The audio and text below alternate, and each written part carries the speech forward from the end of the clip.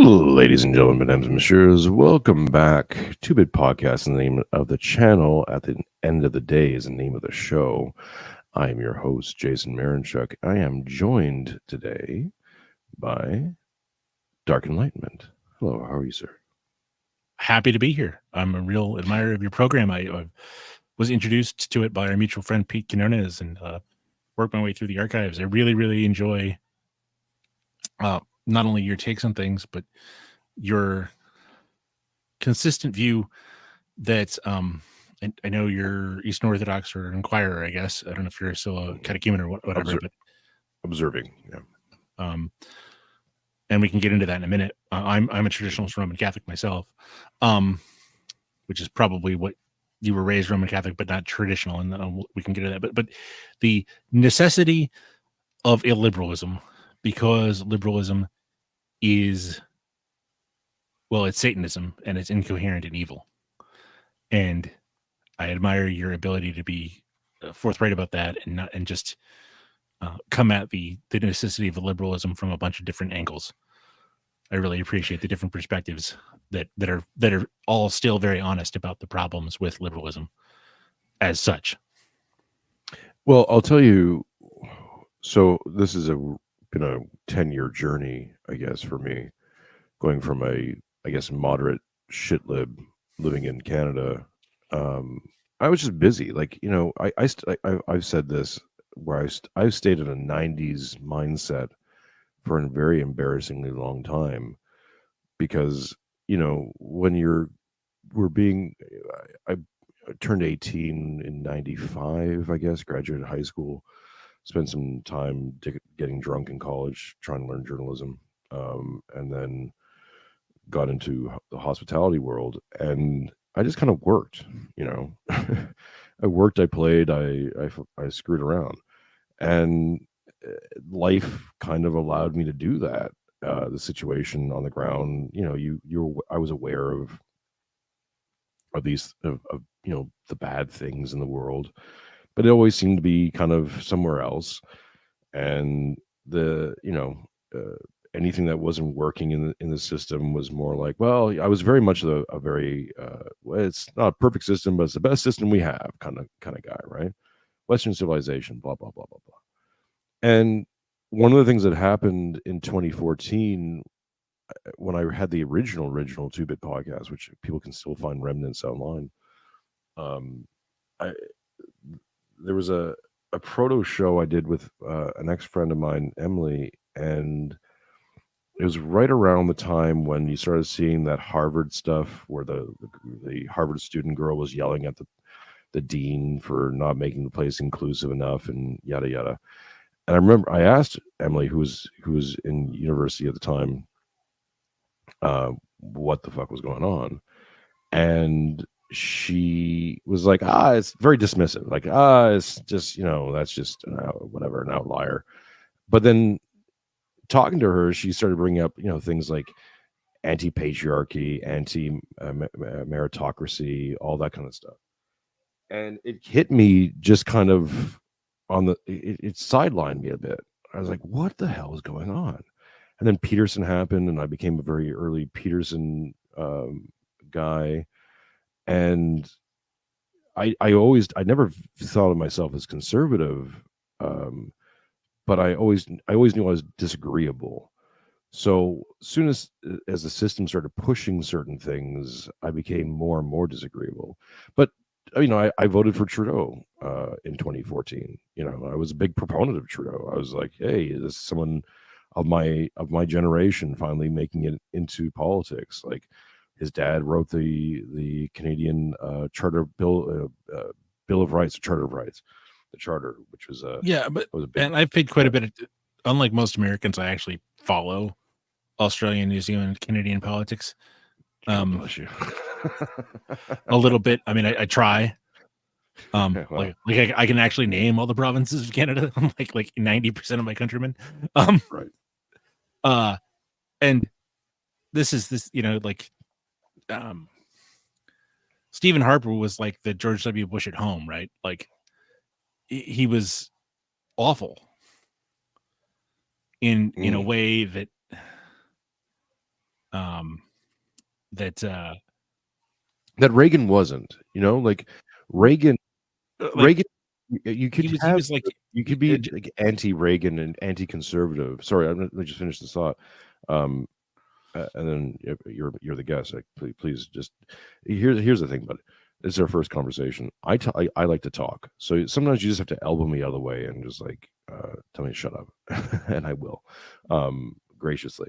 But the one thing I thought was the big difference between like Reagan or even Bush Senior and Bush Junior was how the media went after him, and because he was kind of awful, but the Clintons were really awful, and you could start seeing it back then, the sort of coordination of the media, how even Bill Maher and all the rest of it gave a pass to Clinton, getting blowjobs in the Oval Office is like a sort of like, well, why are you so, you're pearl clutching. It's like the guy's a war criminal.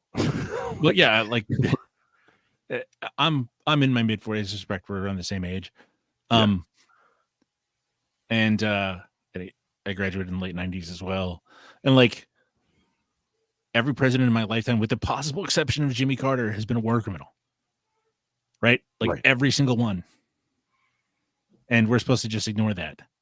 And so, Stephen Harper had this golden opportunity to make Canada great again, right? And what did he do with it? Nothing really. That was an easy vote against him, right? Stephen Harper was never liked. Stephen Harper got into power. Sorry, folks, as we're going to do a little Canadian politics. This is where viewership falls the fuck off. But Stephen Harper looked like, I always made the joke that he looked like a bad day manager. He looked like the kind of guy who, like, would come up to you. Well, in the book it says you're only allowed a 15-minute break, and he took a 17-minute break, so we're gonna have to dock it 2 minutes. Like he was that kind of guy. He looks exactly like if you remember the great movie Office Space, right? Like he looks like the sort of guy that would be holding the cup of guy. Yeah, can you stay an extra 20 minutes? Like he was that kind of guy. And instead of passive shittiness, and I bring him up on not just to be like, I know who Stephen Harper was. That's there's a lot of useless knowledge in my brain. I bring him up because, right, ultimately him and George W. Bush said the worst moment of his presidency was when Kanye West called him racist after Hurricane Katrina, right? Instead of Stephen Harper going, why the fuck are there Afghans in Canada in the first place? Like, you all need to leave. Like, why are you here? Like, I've had the great fortune to be on multiple Canadian shows over the years. And like, who should, like, if you're not like on the Red Ensign or like a Ukrainian farmer, you're not Canadian. Sorry. That's just, sorry. Like, that's who belongs in Canada, not anyone else. Right. And I think you can make a really good case for people who paid in blood to be here deserve to be here. You bring up Ukrainians. I'm Ukrainian, or at least half Ukrainian, mostly Ukrainian, raised Ukrainian, Ukrainian last name, Ukrainian. I was a Ukrainian nationalist for a very long time until the recent events. And well, I still say I'm a Ukrainian nationalist, which is why Ukraine should actually be part of Russia just to protect Ukraine from the GAE. But one little dirty stories about Canada is that in World War I they actually had concentration camps in Manitoba and Saskatchewan. They had led over. So the general history is this. And I'm just giving an overview, so don't at me with particulars. But they had let in a whole bunch of Ukrainians and Eastern Europeans in general, Hungarians, at all, in the late 18th and early 19th century to basically open up the West, because they're going to do farm landing and all that stuff. And Ukrainians are known for being really good farmers and really good miners. So they brought a whole buttload of them in. Which is actually probably where my great-grandfather came in. And a lot of them settled in the prairies because that was kind of where they were being directed. And then during World War One, because of the war with the Hungarians, they they didn't trust anyone, so they basically did open air concentration camps. In Great Slav Lake is kind of named after that area, and thousands died in the camps because of bad conditions and all the rest of it. And it's always funny to me when especially when Canada had they brought that the Ukrainian Nazi and gave him a round of applause for fighting against the Russians. They just kind of hand wave away that whole part of history, and Ukrainians are a big part of Canadian history. Like at one point, the only places you could actually hear Ukrainian being spoken, traditional Ukrainian being spoken, was in it was basically in Winnipeg, Toronto, and Chicago. And that's when Ukraine was liberated in like 91, 92 with the war, with the sort of the standoff at a library in Kiev. They had to basically start importing people from the West to teach them the language again, because the language hadn't been spoken in 250 years, because Catherine the Great had annexed it. Right. So it's all these little parts of history that you can't whiff over, because they're all interconnected. Well, especially when people forget this, but and I talked about this on my Telegram channel, the Canadian Grammy Awards are the Junos, right? And they're named after Juno Beach. So this little tiny country with this population that's basically hugging the U.S. border, and consistently has like 10% of the American population. In 1940, we're just trying to stay warm. Yeah, in 1944, America has Utah and Omaha Beach. The British Empire has Golden Sword Beach, and Canada has Juno Beach all to itself, with some help from the Norwegian Navy. And the Canadian soldiers in World War I got this fearsome reputation, deservedly so, right? And you see this all across, actually, with the Australians and New Zealanders and Canadians and Americans, right? You've got these expat British populations that are given elbow room and meat, and they become these gigantic 6 foot tall. Like, what do you think of when you think Canadian, right? You think a burly strapping dude in a flannel, with an axe in his hand. Yeah, lumberjacks, and burly farmers or miners or something, or some sort of explorers. Most Americans don't know this, but Simon Fraser actually got to the Pacific before Lewis and Clark by like 15 years or something like that. I mean, just check out portaging. Portaging is crazy. Yeah, the Cabot Trail, like what was his name, Jean whatever Cabot, going over all through New Brunswick and into Quebec, the now Quebec, now New Brunswick, by basically carrying a canoe on his head. Yeah, it's fucking crazy, right? Right. Well, and this and this is why this stuff is important, why it's necessary in Australia, right? I admit I don't know as much about the history of Australia as I do about Canada, because I don't live next to it. I know nothing. I'm purposely staying away from it. Anyway, right? The liberal regime will tell you that the men who stormed Juno Beach were heroes that everyone needs to remember, and they'll give out awards to literal SS soldiers in a complete self-own, right? But if you say, okay, I'm proud of the country that produced those guys, you're a terrible person. Justin Trudeau will sit there and say, well, if you think that the French, because what was it, the Daughters of the King, right, that are basically the women who founded the Quebecois population, right? That what was it, 500 women, poor women, were sent across to as prostitutes. They got married, but they all had 12 kids up until the Great Revolution, until the Silent Revolution back in the 60s, right? The average Quebecer family. One of my favorite songs is Degeneration by a Quebecois band, right? Because like your grandfather had 12 kids, your mother had 3, you have a cat, and I think I can't remember the name of it, but there's a great little song, Degeneration but until the silent revolution in Quebec, right? Everybody had 12 kids. That's just the way it went. Like you had a small family. If you were like, everyone was Catholic, everyone had 12 kids. That was normal. They built a great nation in Quebec, with really hostile, difficult weather and everything. But if you think that you should be proud of those people, of the Scots and the Irish and the Brit and the Welsh and the French and the Ukrainians and, a few scattering of others here and there, right? And the little bit of natives, right?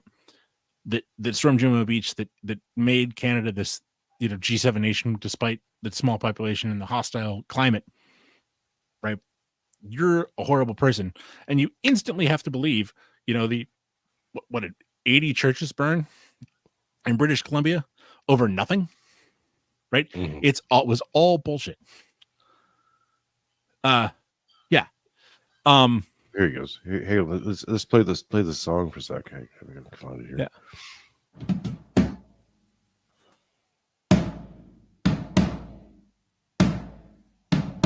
Ton arrière-arrière-grand-père, il a défriché la terre. Ton arrière-grand-père, il a labouré I'll read this out a little bit.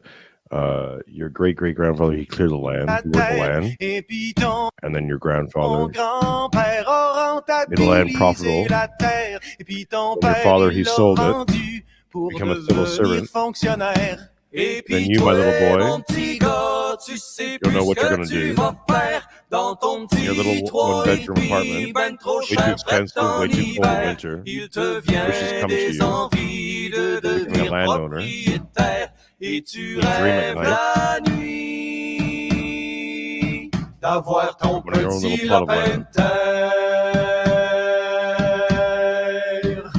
Ton arrière-arrière-grand-mère, elle a eu Your 14 great-great-grandmother, she had 14 children. enfants. Ton Great-grandmother, arrière-grand-mère en a eu about just as quasiment many. autant. Et puis And your ta grandmother, grand-mère en a eu she 3, has c'était 3. It was suffisant. enough. Puis ta mère en Your mother voulait didn't want pas, toi any. t'étais You were an un accident. accident. Et puis toi, And then you, my ma little petite girl, fille, tu changes de you change partners all partenaire the tout le time. temps. Quand tu You do fais stupid des things. conneries, tu t'en You save sauves yourself en with an abortion. avortant. Mais y a But there are des mornings matins, tu te when you wake up in réveilles en tears. pleurant. Quand tu You dream at rêves night. la nuit d'une grande table A big table entourée surrounded by children. d'enfants. Okay, so we could go Well, on, but and that's right, like we were talking before this, and the point of life is for you to go out into the world, find a girl, bring her home to mom, have mom say, I love her, she's great, and to come together with that girl and to give your dad a grandson. That's the point of life. So he can take his grandson fishing. That's the point of life. And for many, many, many, many years in the United States, in Canada, in Australia, in New Zealand, ordinary people could do that. They could own farms, they could own land, they could ordinary people could do that. And the problem in Europe wasn't, repressive political systems or, whatever. It was a lack of room and a lack of opportunities for normal people. And some of that was, like structural with, aristocrats owning all the land and whatever. And what the difficulty, right, with Trudeau, with Jacinda Ardern, or not the new Labor PM in Australia, I can't remember his name. yeah. Or in the United States, right? Matter. Right, Biden or Obama or whoever, is they're deliberately destroying all that because their religion of liberalism, and this is one of those things that I'm why I like your show is you're very cognizant of the fact that there is no such thing as the secular society, right? There's always a religion, and our religion, public religion at the moment, is like globalist shitlibism with a side, with side alters to homosexuality and non-whites. Well, it's the ultimate. It's the ultimate liberation. So it's caked into the word. One of the things that happened to me during COVID, and I've talked about this on the show quite a bit, so I won't belabor the point. But I had a spiritual experience, and I also at the same time started reading Yarvin, and started because my intention was to break frame.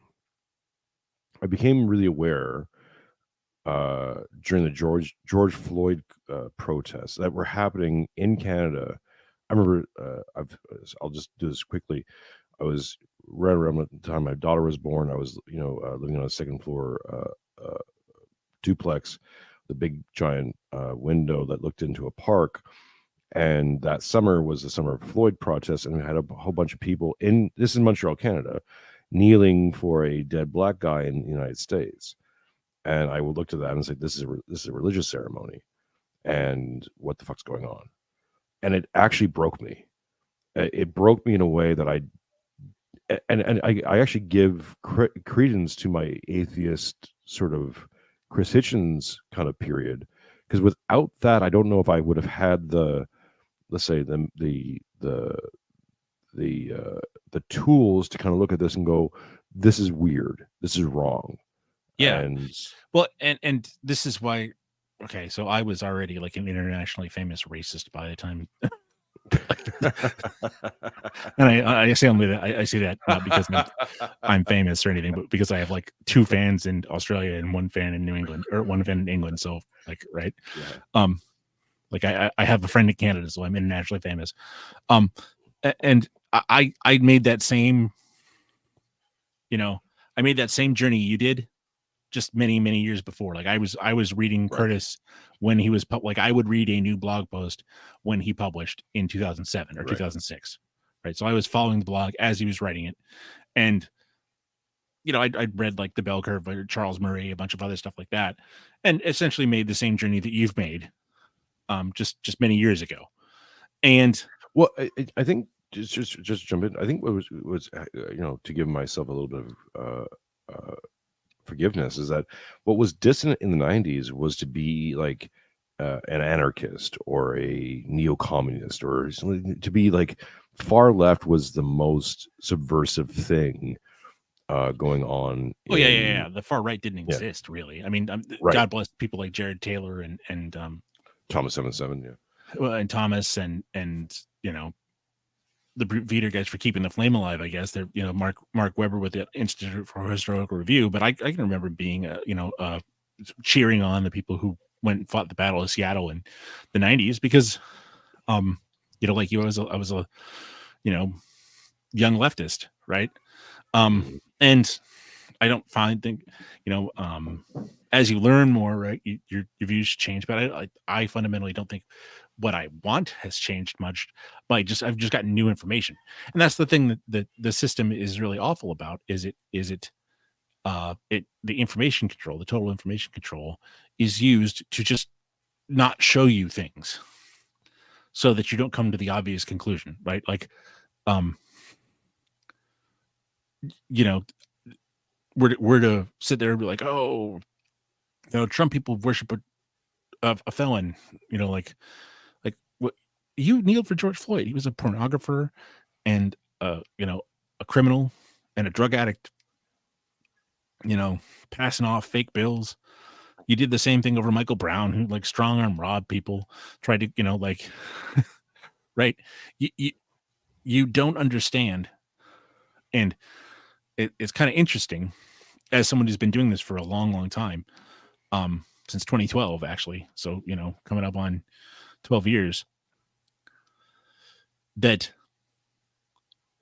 what is happening is millions of people all over the world are speed running that same thing that took me years to come to the correct conclusions. and took you, like maybe taking me 5 or 10 years to come to the correct conclusions that you took in like 4 or 5, ever since October 7th in the last couple of years of the war in Ukraine, right? Millions more people are coming to those same conclusions much, much faster. Right. Well, it's because the consequences are stacking up. Sure. I'm going to play a clip here in a second, which is like the perfect example of like, Jordan Peterson once asked, when does the left go too far? And my response is like, well, apparently when white or / Jewish women start having to deal with consequences of leftist policies, because that seems to be like the and Jordan Peterson is the perfect example of someone who, unlike yourself, right, just everything that he said. And I followed him too back, I just won't do it. I won't call him, I won't call a guy in a dress, ma'am, like I won't do it. I followed him at the time, and, I got his right. But then you find out like, oh, this guy is just a UN globalist shill. And he just couldn't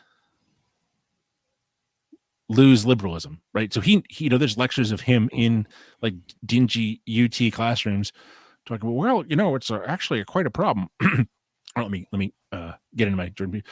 Well, the average, the U.S. military got more psychometric data than anyone else, and they found that it's impossible to educate anyone with an IQ below 82 in anything. They just can't be trained in any meaningful way, and he'll go through. Well, and this is quite a problem because that's like 10% of the population. It's like, well, Jordan, who is that then? What part of the population is that? Right. So he'll hang on to liberalism, but he knows everything. Like he's read the bell curve. Of course, he knows who's like you can do, like he knows the math on which populations are psychopathic and which aren't. The worst part of liberalism is that it makes you a liar. Yes. It's one thing that I don't like about working in the hospitality sector, which I'm unfortunately doing again. But restaurants and bars are the entire industry is based on lies. Like sales is essentially a lie, and you're playing with the truth, and it's incredibly difficult if you're trying to live a very honest life to do that work and not be so crushed by it. And liberalism gets you to this point where you just you acknowledge an issue and then lie about everything that's connected to that issue.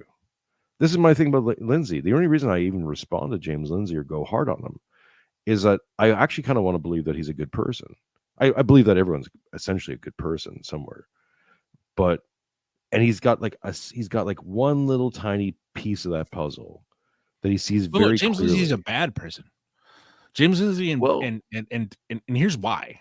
And I've talked about this elsewhere, but like, I mean, I agree with you, but I think he's doing bad things. But I want to believe that because he knows he's lying. He knows he's lying. This is the thing about Jordan Peterson.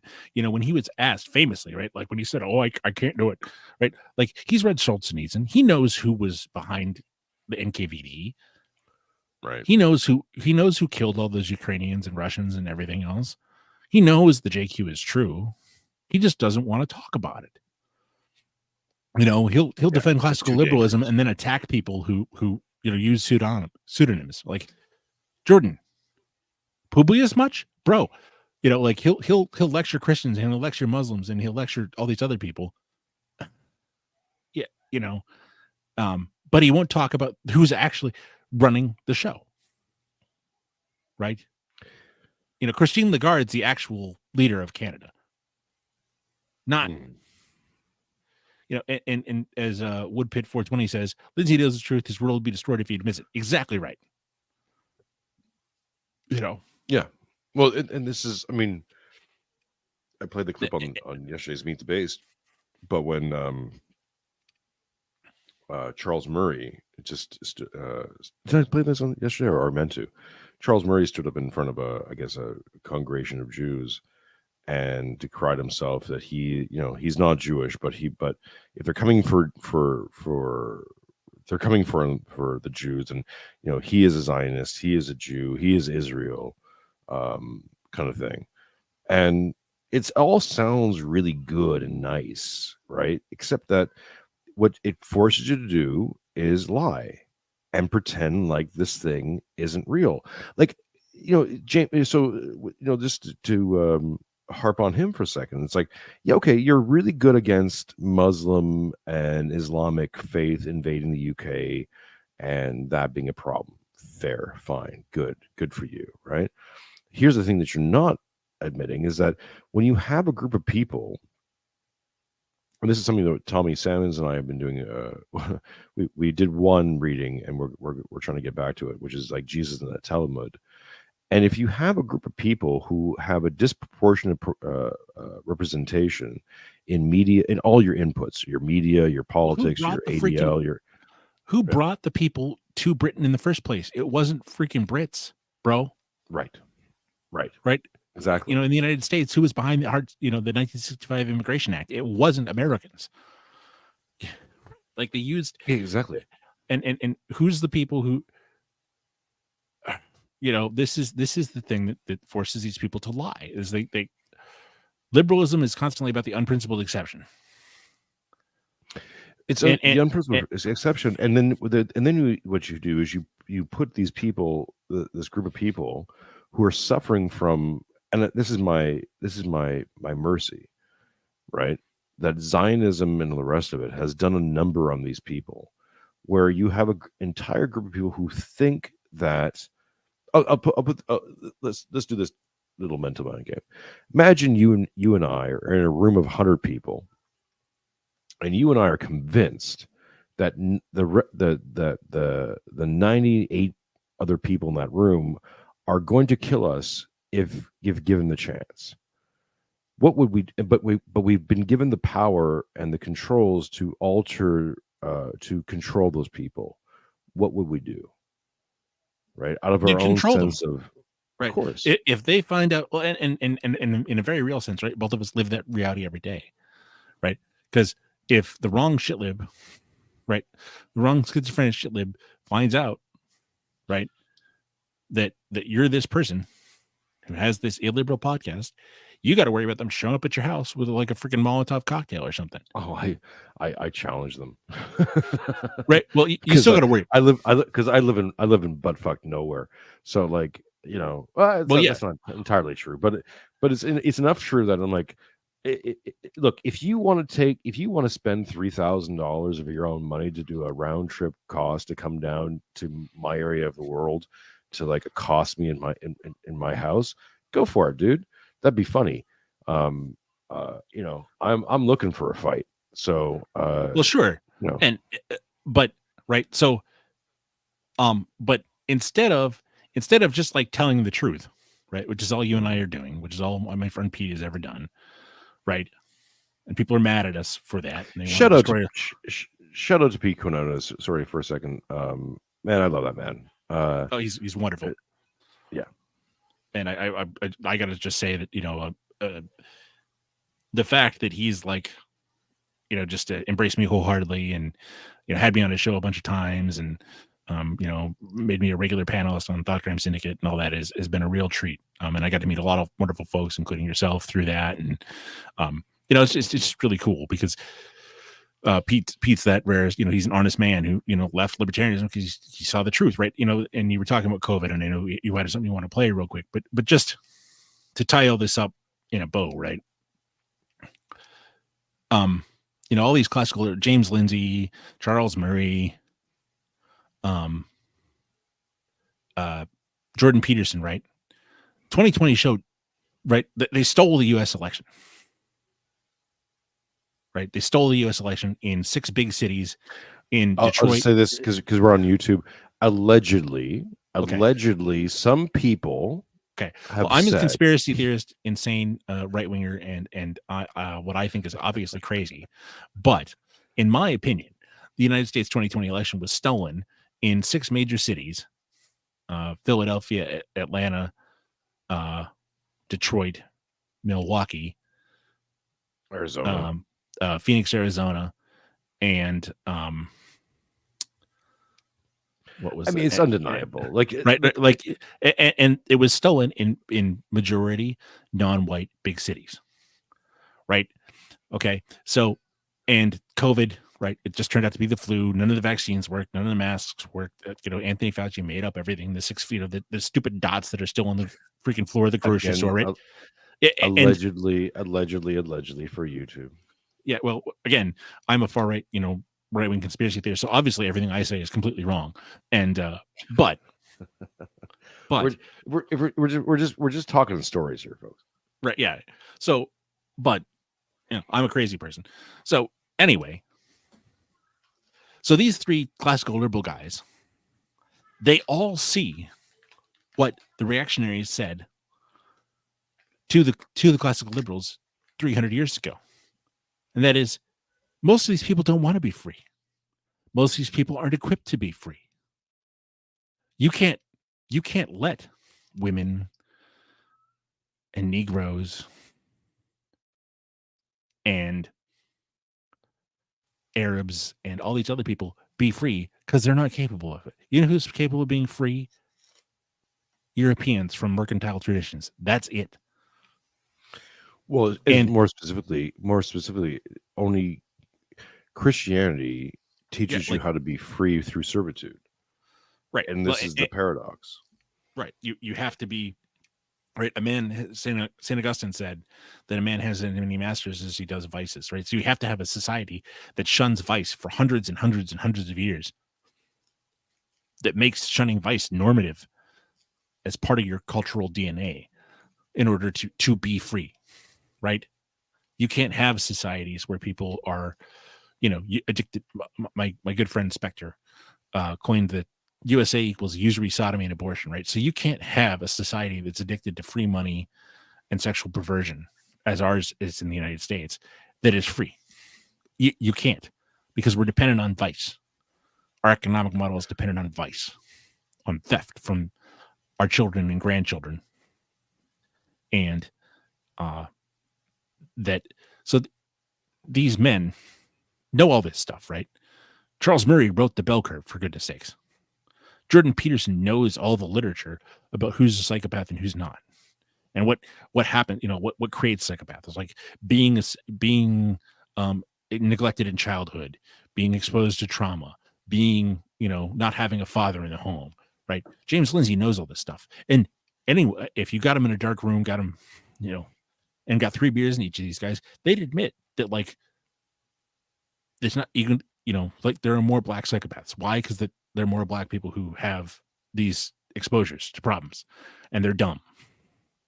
That average 85 IQ makes them very, very incapable of empathy because they're not smart enough to understand. But not only that, but very few of them have ever really been exposed to true Christianity. That's why it's why they get the Baptist church, and basically charismatic stuff is almost a pandemic through the black community. And right, I am trying really damn hard not to throw stones at Christians, because who the hell am I? And I've only readopted the faith in the last few years, so certainly I'm not. I shouldn't be your go-to for anything of that. But at the same time, when you see certain people who believe that baptism is the end point and not the beginning, that's a problem. The problem being is that Nicene Creed, right? Like the Southern Baptist Convention, like just adopted stuff that, like, basically denies the creed. Well, you see what was happening to Ryan Turnipseed with the Lutherans, and you're seeing, it's horrible throughout throughout the entire progressive West, and sort of the Protestant churches, which is just basically a progressive church. They have no resistance to these things because what they believe inherently, and this is a problem in social media and these podcasts as well, that they believe that these numbers, the number means that the number is sacred. So you have to have full pews in order to be relevant. If you don't, if your church isn't overflowing, then that's a problem. It's like, no, people will come and go from the church. This is it's a standard. It's a known. It's one of my favorite stories. Everyone should go check out Death of the World. It's a great zine. If you can either download or get it shipped to you. One of the stories from one of the articles I had, one of the episodes I have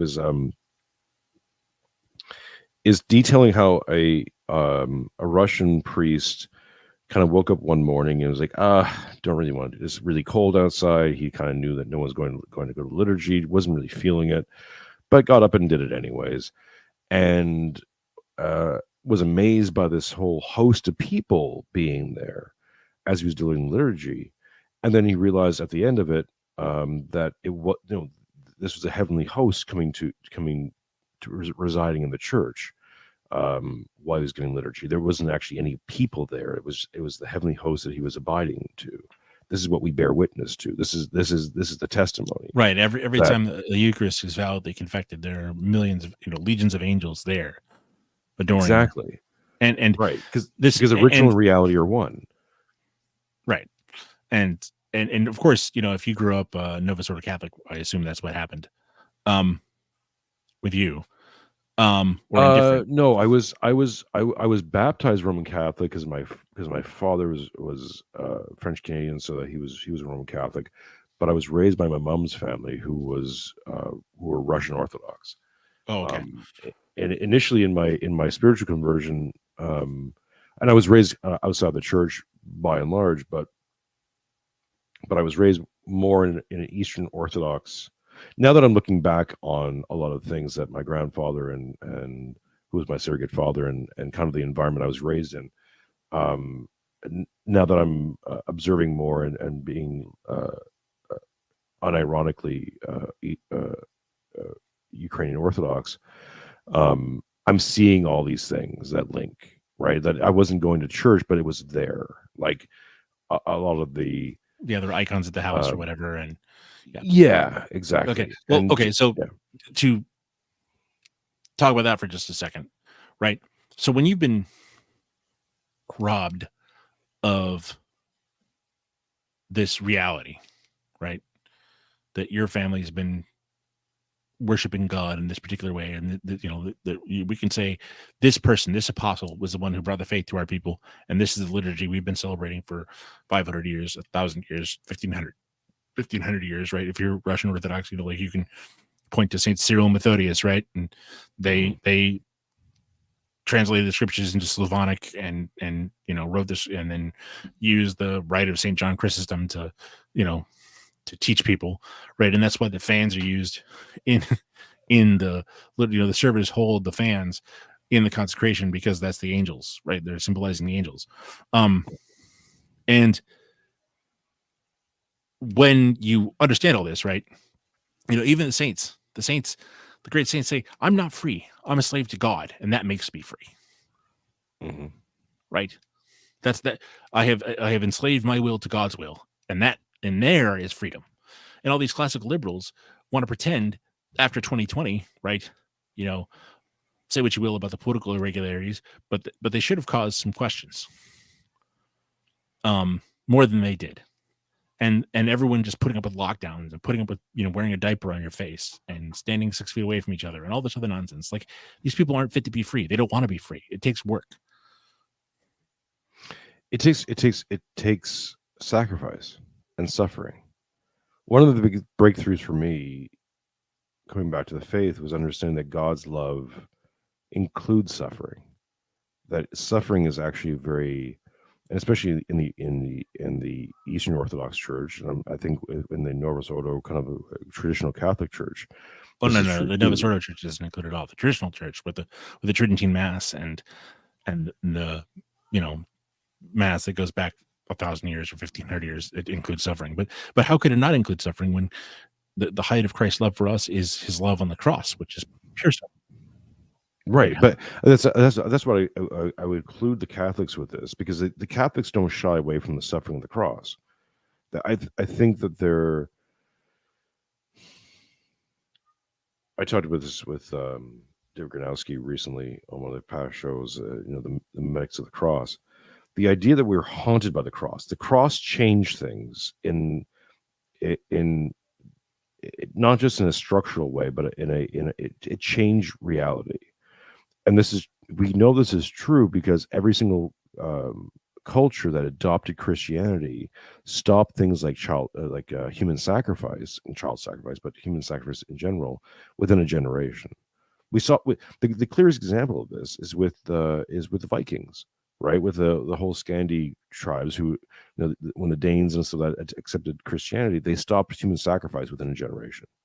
Yeah, well, Like, and actually, immediately. and not just the Danes, but also the Mexico, right? Yep. There's a The great book. Aztecs and They became Christian and they stopped. And there were tens of thousands of human sacrifices all across South America. A civilization literally powered by demons. Like, how do you think that they got those pyramids up? Like, it wasn't by human hands, man. That's not right. A society with no draft animals. Or let's say it's not done through just human intuition. There's something else feeding it. Oh, absolutely.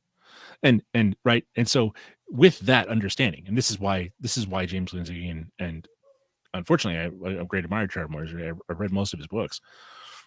I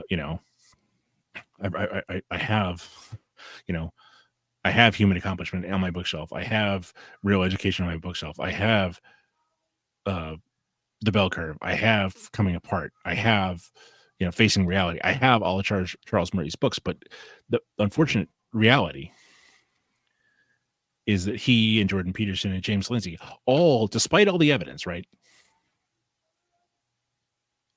just can't admit inequality and the reality of race and the reality of, like, Murray will admit the reality of race, but he won't deal with the implications of, like, then this community cannot be free if their, like, average IQ is 85 and they're prone to violence. Here's something to throw at you. The Trinity actually makes people intelligent. So the Trinity has this amazing effect. And I, for a long time, even after I kind of became an observing Orthodox, kind of thought that I for whatever reason, I understood the Trinity. Like I didn't, maybe it was because I was kind of raised with it and I had no resistance to it. So when I stopped reading the Bible and taking these things ironically, I didn't have a problem with the Trinity or with the Creed. But what I'm becoming more and more convinced of is that if you get the Trinity wrong, you get Christianity wrong. Oh, of course, not just like a theological debate level. I'm talking like the structure of reality you get wrong.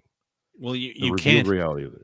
Like if you don't understand the basic fact at the heart of the universe, which is that God is one and yet three persons, and that the Father is God, but not the Son and not the Holy Spirit, and that the Holy Spirit is equally God, but equally not the Father or the Son, and that the Son is equally God, but is not yet the Holy Spirit and the Father, and that intercommunication between them is what creates the universe. Mm-hmm.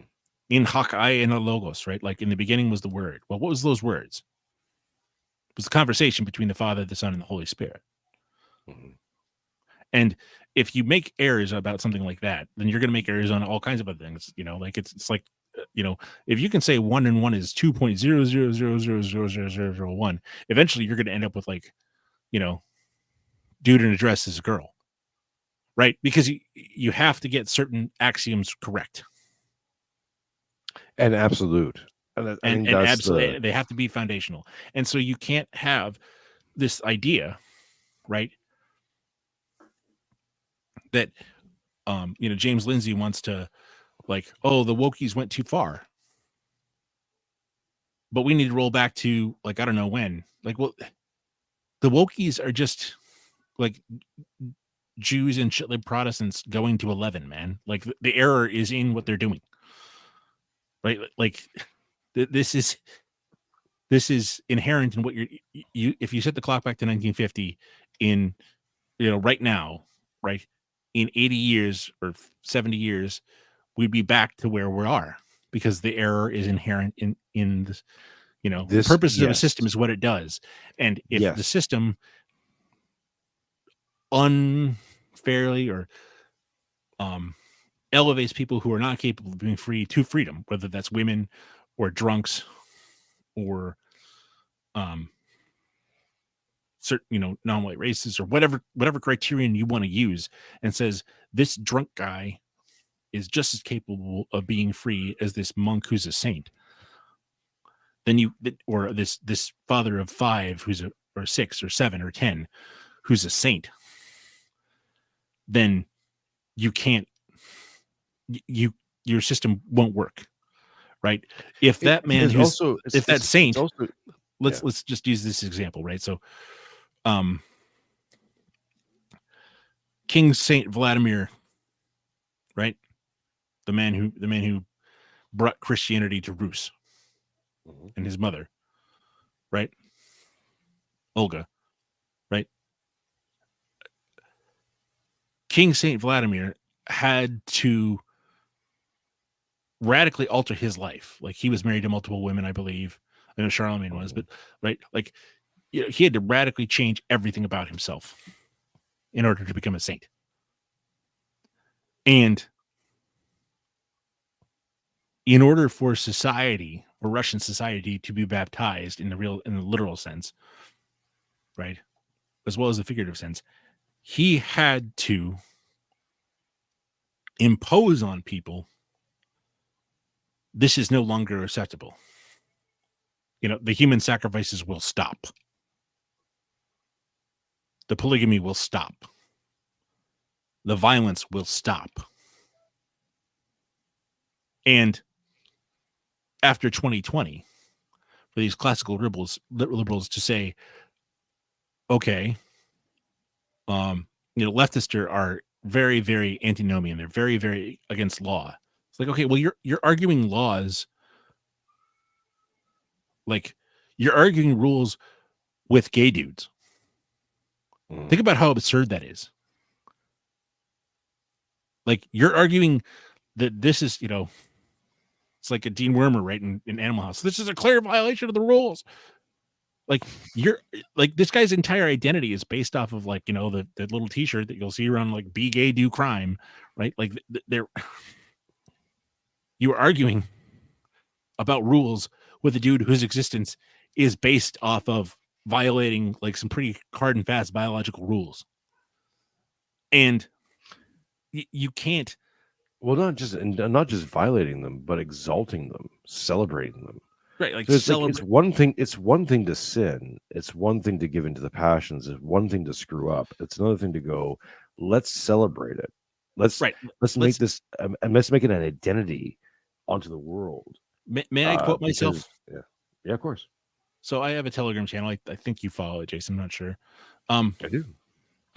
So many years ago, like, it's been going for like 4 years now, but I pointed this out. Like, the teleology of liberalism is to turn every man into his own worst version of Milton's Satan, right? Non serviam as the creed of liberalism. And pride, right? It's in the name. Yeah, like, pride is like, well, how'd that work out? It's the pride is the father of all sins. Pride is the first sin. And we're supposed to, like, just celebrate all month, like, this horrible demonic ideology that destroys people's lives. Joseph Chiambra, the American writer, who I believe is Eastern Orthodox, if you have a strong stomach and a stiff drink beside you, I recommend reading his article, "Surviving Gay Barely." And it's one of the most horrifying. I've been, on the edge of the internet for 20 years, and it's still one of the most horrifying things I've ever read in my life, because he just is honest about what these people are up to. It's like, okay, well, if you're, like, regularly getting multiple deadly diseases, that if you don't get this weird, like, this massive antibiotic intervention, you literally just die and go crazy, you can't be free. Because every time you are given freedom, you destroy yourself and others. Well, this is the whole thing with the transgenderism thing, right? They get these kids hooked. I'm going to play a clip soon because I just want to jump out for a cigarette, and while we play the clip. But I think it strikes home to the whole thing where even dyed-in-the-wool, uber blue-pilled leftists are finally waking up. And this is part and parcel to I have two predictions, or I guess future seeings. One is I call the neo-trads, which is what the woke will be transformed into. And I said, I'll just play. I'll see if I have it here. Here's a clip. Here's my other prediction, and you guys can hold on to this. I'm gonna make a clip. Hold on to this. I won't say how many years it'll take because that's beyond me. But when wokeism is done and is never mentioned again ever, right? Or used in like only referential kind of things, like whoo, what a crazy time, what a crazy decade, right? After that happens, there'll be a period of normalization, and then the next thing is that all these screaming liberals, Bill Maher's and all the people wherever that, will flip a script into becoming neo-traditionalists, like some sort of a version of Peterson overnight. And people in your family who are blue-haired, gender fluid, et cetera, will be wearing very nice frocks and talking about apple pie. I guarantee it. Yeah. So there's that prediction, and the other thing I've talked about is the rise of the vengeful son, the spirit of the age. Yes. I think that's. I'm going to disagree with you about the woke thing, but we'll table that for a second.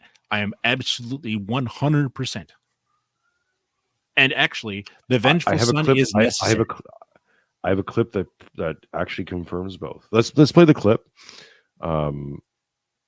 This is from, let me read this out. Fitness guru Jillian Michaels is a half Arab, half Jewish gay woman, has a black kid, etc. She explains why she's now fleeing California.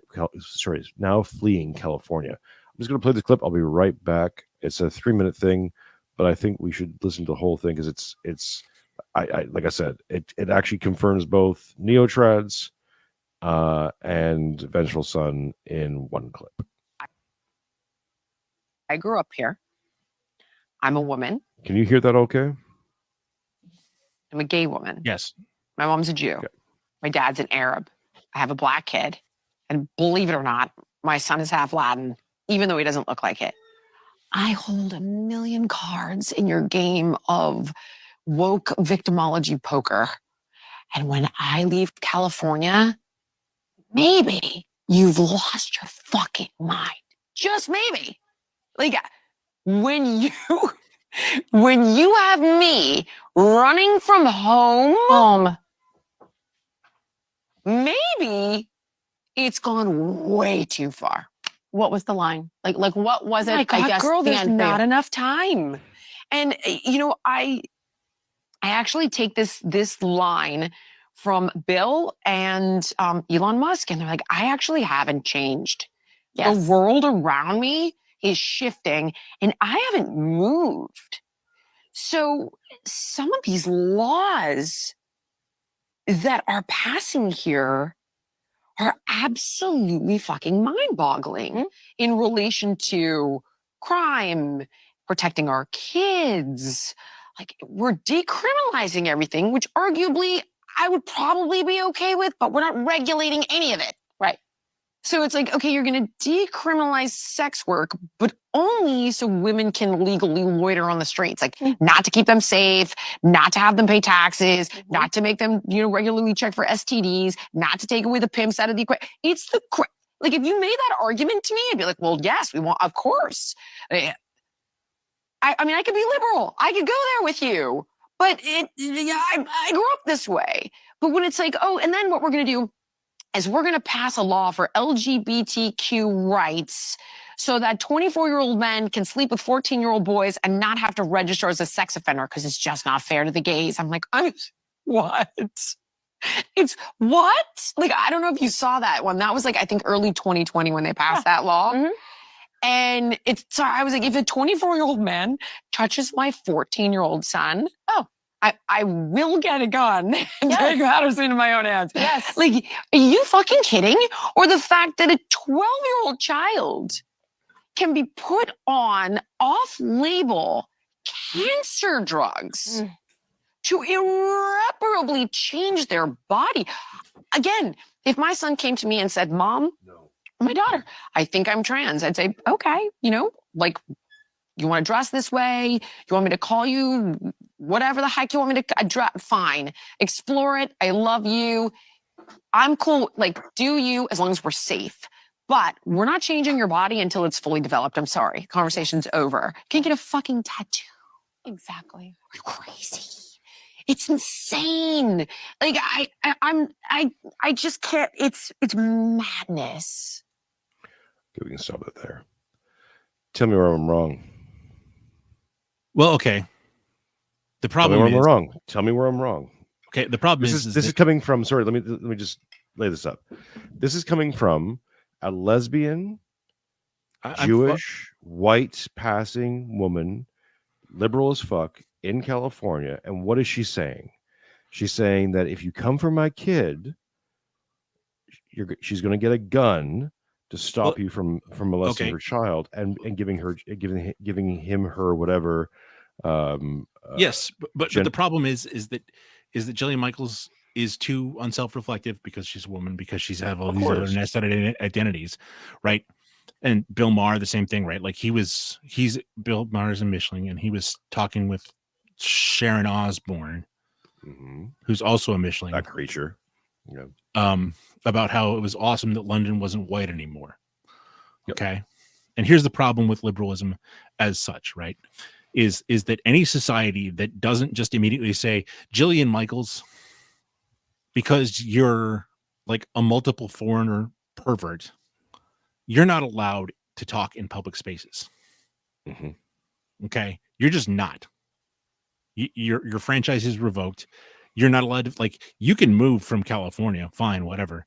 But millions of people just like you are going to take their bad ideas from California and they're going to take and make Texas awful.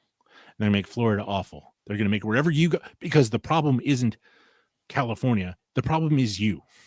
The problem is we have a society where, like, a person can admit, I'm a half, like I'm two different low trust Semite tribes, right? Who fooled around, who was traumatized by growing up in California and was probably abused. But before that, she, instead of finding a man who, like, after our own tribe, as the Bible enjoins us to do, right? She, and her part of the Bible, even not the New Testament, though, her part of the Bible is pretty clear about, yeah, like who met and fornicated with a Black Latino. So, like, you don't get to decide what this white Christian society is going to do. You're not any of those things. Yeah, And enjoy, the problem with enjoy the benefits, but please kindly shut the fuck up. Exactly. No, And- and look, this is part of the frame breaking that this show is kind of semi-dedicated to, amongst other things. But really, what I'm part of my mission in this world is to break frames. Like, you need to break this frame. I'm not saying you have to then agree with Dugan or whoever. What I'm saying is that this liberal frame is going to destroy you. Yes. Are you Right? familiar with the game Manosphere term, by the frame, by the farm? Vaguely, yeah. Okay, so for those of you not in the know, like the frame game and a bunch of other, like, back in the early aughts, there, how you frame everything sets the terms of the debate. And almost like, if you frame things in terms of equality, right, then conservative reactionaries are going to lose every time. Because why can't you just be Martin Luther King? Why can't you, well, because he's not a Christian, he's not white, and he's a degenerate and all these other things, right? Like, but like, I don't believe it. I don't believe in equality. So you're enough with your Hebrew nonsense, right? You cannot get right-wing results from a left-wing foundation. And that's the whole problem with the Stephen Harpers or the Tony Abbotts or the Donald Trumps of the world is they concede 80% of the thing of the left, right? Donald Trump will be like, well, I think it's fantastic that that Jews and Arabs and everyone else can come to America and be successful, and you can have all this, like, no. Jillian Michaels is a foreign subversive who doesn't belong here, and certainly if she's going to be, granted some sort of, we can't kick her out, she certainly can't be allowed any kind of to touch on what you're saying. It's just a comment here from Intrinsic Value. Jason using a video of an angry black Jewish woman to demonstrate his point perfectly sums him up. Guy is a clown. Okay, this is why I'm using that clip to sum up my point. To be very clear, is that what I've been saying, and I've been saying this for months now, before anyone really clued into it, is that this thing has been coming in from the edges, and I use two basic. I've combined two metrics to kind of make predictions. One is Girardian, and one is Matthew Peugeot. And so Girardian memetics tells me how to look at modeling and see how memetics will form culture. And the other is what Peugeot talks about is talking about you have to look at the edges. The edges always are trying to move in. So the monsters are trying to move into society. What their rightful position is supposed to be on the edges of things. And certain people, certain sort of archetypes go out to the edges to get data. Artists, for example, will go out to the edges of society to bring back things so that you can kind of discuss them or use them in some ways. What I've been seeing, and this is kind of clues into, and we'll get into the general show idea about bankrupt cities and how this happens, and even moral bankruptcy, is that for a while we had, with wokeism, we had these moral elites, quote unquote, that's my term, who want to always subvert the culture, because that keeps them, that allows them to have this differential from the rest of the world. So what they'll oftentimes do is look to what is on the fringes, bring that in, adopt it whole cloth, to say that I am so exalted, I am so much like God, I am so valuable and so unique and wonderful that I can redeem these ideas in culture. I can make these things work because I'm so exalted. What we're seeing now is the consequences of 250, 300 years, wherever you want to start the clock, of these ideas being essentially the liberals trying to redeem these ideas, and they're irredeemable. Even in that clip, she talks about how she's upset about how prostitution laws in California were changed in order to allow people to basically have vagrancy laws, right? Because that's what they're really going for. It's not about protecting prostitutes, not protecting sex workers, or et cetera, et cetera, et cetera. Right. Like she would say that she doesn't have a problem with prostitution or her kids right, being which trans. is the right. whole problem. This is key to my neotrad prediction. The clip I just pointed out. Part of the something I didn't say during that clip is that you're going to hate this. It's bad. It's not good. It's just going to feel like you're winning. The whole danger of these things, especially even with the Vengeful Son, is that the problem with it is it's going to feel good. You're going to start seeing people who you think should meet rightful vengeance, and maybe they should. Maybe there should be some justice for these people. But when you start seeing people hanging from overpasses, the temptation is to feel good about it and justified by it, and that's a danger. No, it's not. It no, is. It's not. Well, okay, let's have it out. Okay, well, not only are we about the same age, I've been doing this a lot longer than you, and Sure. I know more. So granted, there are certain the Vengeful Son is like, if you grew up in Montreal, right? You have a cycle where the birch trees and the spruce trees or the pine trees kind of like come up, right? And then a fire will come through and burn all the pine trees down, and then a bunch of birch trees will come up, and the wind will blow those down, and gradually over time, the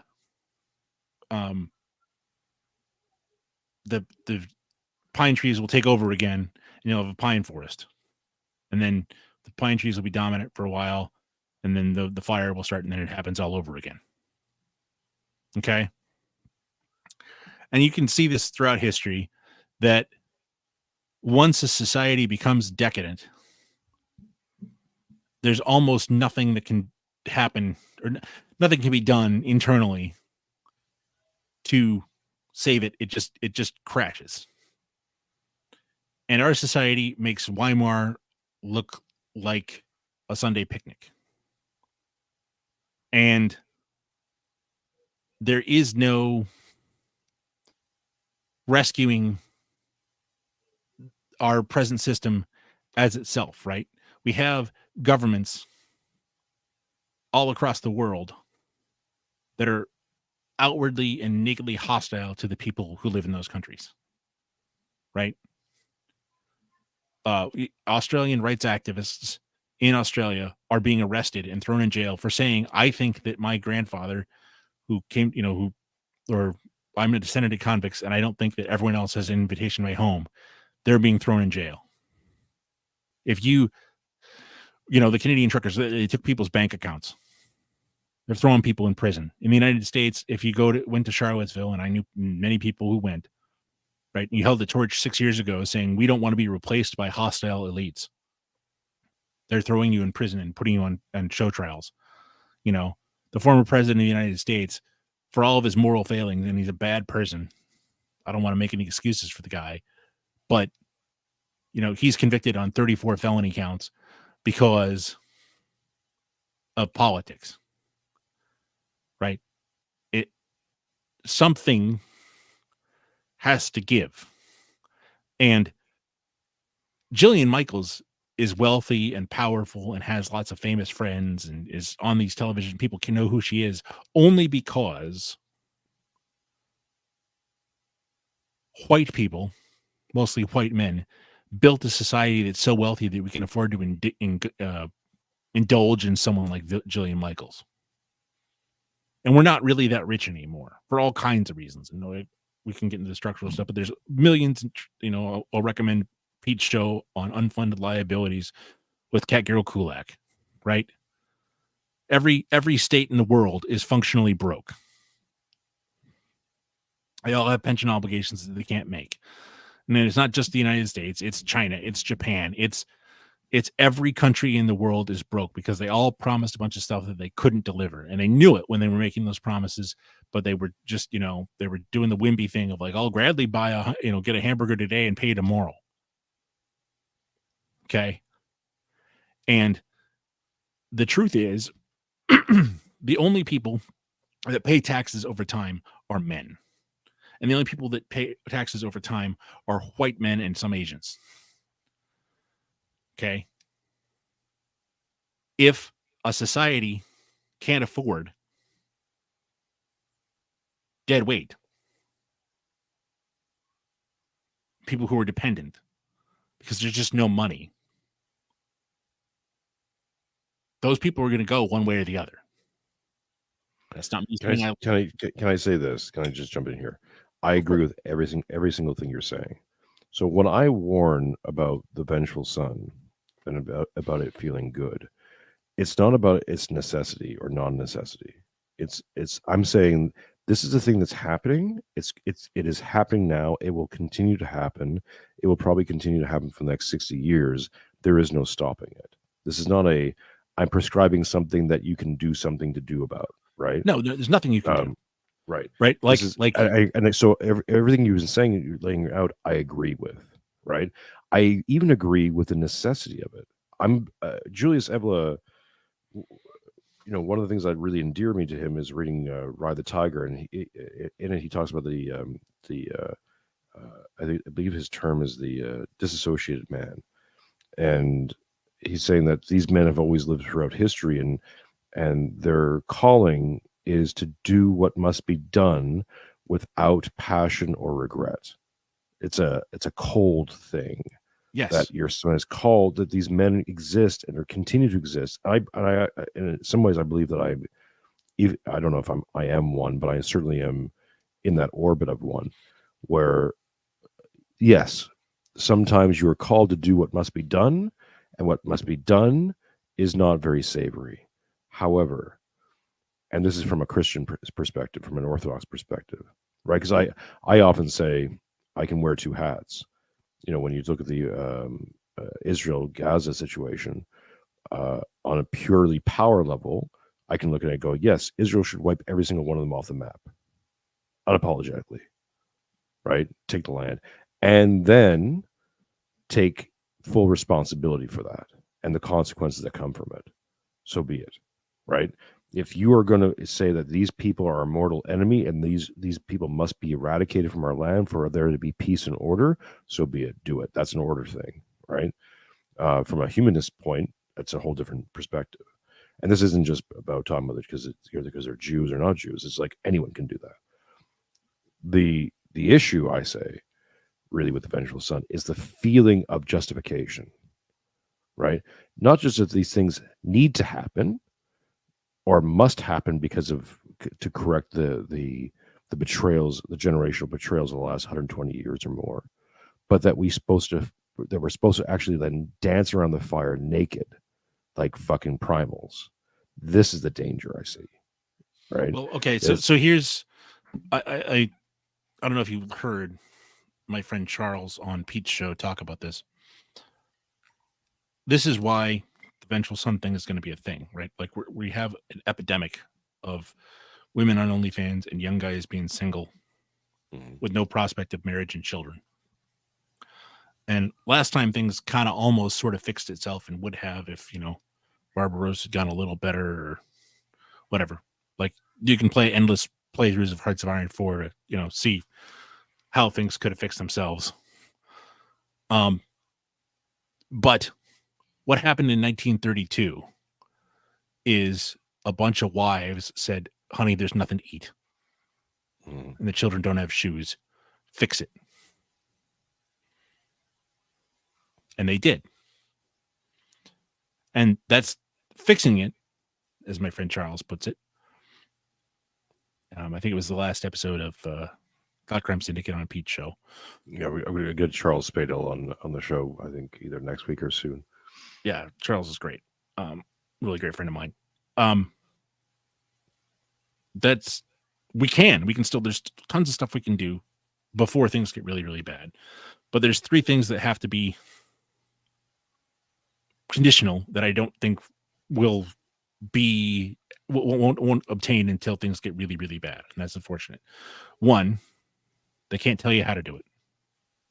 Two, they can't ask you about it. Mm-hmm. And three, once things are fixed, they don't get to talk anymore.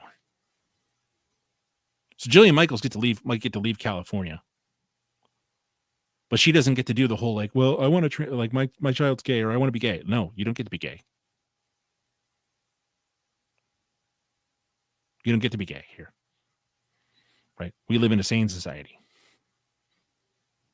Foreign sexual subversives do not get to undermine whatever comes next. And the difficulty here is that far too many people want to have an opinion. And the problem with that is 2020 showed like 99% of you aren't worthy of an opinion. Mm-hmm. Like, unless you can show me a secret group chat where you said naughty words, you're not worthy of an opinion. And that's not me just being belligerent because I've, been in group chats for 15 years or whatever and gotten to say all the naughty words I want. It's that you lack the discernment to see what is obvious in front of your face and the self-reflection and honesty to admit that certain things are true. And your self-delusions are more important to you than the truth. And the one thing we can't compromise on, the one thing we need more than anything to fix things is the truth. So if you'll lie to yourself and you'll lie to your friends and you lie in the voting booth and you lie with your wallet, when you want to fix things, it's like, well, you're just going to lie. Right. And that's the nature of the problem. is if people would admit that things like, I don't know, women's suffrage, right, was a terrible idea. And like anyone who agitates for it should just be beaten with sticks. Right? Like, I think we should let bang, just whap. Ow, what was that for? Being dumb in public, right? Anyone who wants to do like an Abo land acknowledgement in Australia is like, what? Like, these people lost the ability to make fire. Well, Like, I was also they only used fire. They used to burn down forests to chase the game out of the forest so they could eat. This was their advance. They're they didn't have clothes. They were constantly trying to kill each other. This whole idea that like, well, there's some great wisdom that we're going to gain from these people who literally were like at the bottom end of the Stone Age. Right, is just not, like, it's laughable. Well, this goes into my Canada. I made a joke earlier. I don't know if it was on record or not, but like, how much of Canada's economy is from none of it? None of it, right? Like, if the Chinese had discovered Australia before the British, and the British, they'd have found like Chinese people and no one else. Just like the Torres Strait Islanders, right? Like, there just wouldn't be any Aborigines. It is only the fact that they were white Christians that didn't lead to the wholesale destruction of the Aborigines, or the Maori, or the Native Americans. That's the only reason why any of these people still exist. And it's ridiculous for us to sit here and say, well, we have a lot of like, no, they slaughtered each other in job lots. So if some white Australians, killed some Aborigines, they were only doing as they were done unto. And well, I think that's so. Let's veer this conversation back to bankrupt cities for a second. But I think this is really intrinsic to understanding Christian civilization, which is Western civilization. And this goes back to Gerard. The understanding that Christ, the haunting of the cross, is the insertion of the perfect victim into the narrative of humanity. Before that, you just didn't have it. There was no concept of the innocent victim. That isn't saying that they didn't think innocent people had bad times. Is that no one, if you were crucified, you were automatically guilty. Like, that was the idea. And especially in terms of, let's say, divine narratives, the scapegoat is guilty, is scapegoated, dies to alleviate the problems that are happening in society. Their death alleviates those problems, therefore they're divinized. That was the standard bearer of myth up until that point. Then you get Christ, and suddenly it changes the entire structure of not just narratives, but reality. Yeah. To the point where you're saying that the reason why we actually don't like genocide, why genocide, even the accusation of it in the West carries such weight, is because of Christ. Because we actually believe in the possibility of an innocent victim. So even if one person in the crowd can be innocent, we can't then justify murdering the entire crowd under Christian values. This becomes paramount. Now, tying that back into what we're saying, yes, things have fallen, right? Things have fallen to a point where we will need some sort of biblical judgment upon ourselves and upon others. Well, you say that, yeah. But remember, corporate sins can only be punished corporately. Usury, sodomy, abortion, right? Like, we have tolerated mass murder of the innocent to the tune of hundreds of millions of people. Mm-hmm. That's the sort of thing that we've there are 5 sins that cry, or 4 sins that cry to heaven for vengeance. Do you know what they are in the Roman Catholic tradition? Do you know what they are? Go ahead. Willful murder, sodomy, depriving the wage earner of his just wages, and oppressing of the widow and the orphan. So in every major Anglophone nation, right, conservatives condone oppressing widows and orphans and depriving wagers of their just wages. And liberals are okay with murder and sodomy. So the entire system is like a limpet to evils, Mhm. Which is why it needs to be brought down. which is why it's going to be brought down. Right? The traditional both Judaism and in Europe, right? To go to the parliament or to go to participate in the thing, the Volkmut of the German war tribes, right? And that was all across Europe, from Russia to Portugal, right? You had to meet the following criteria.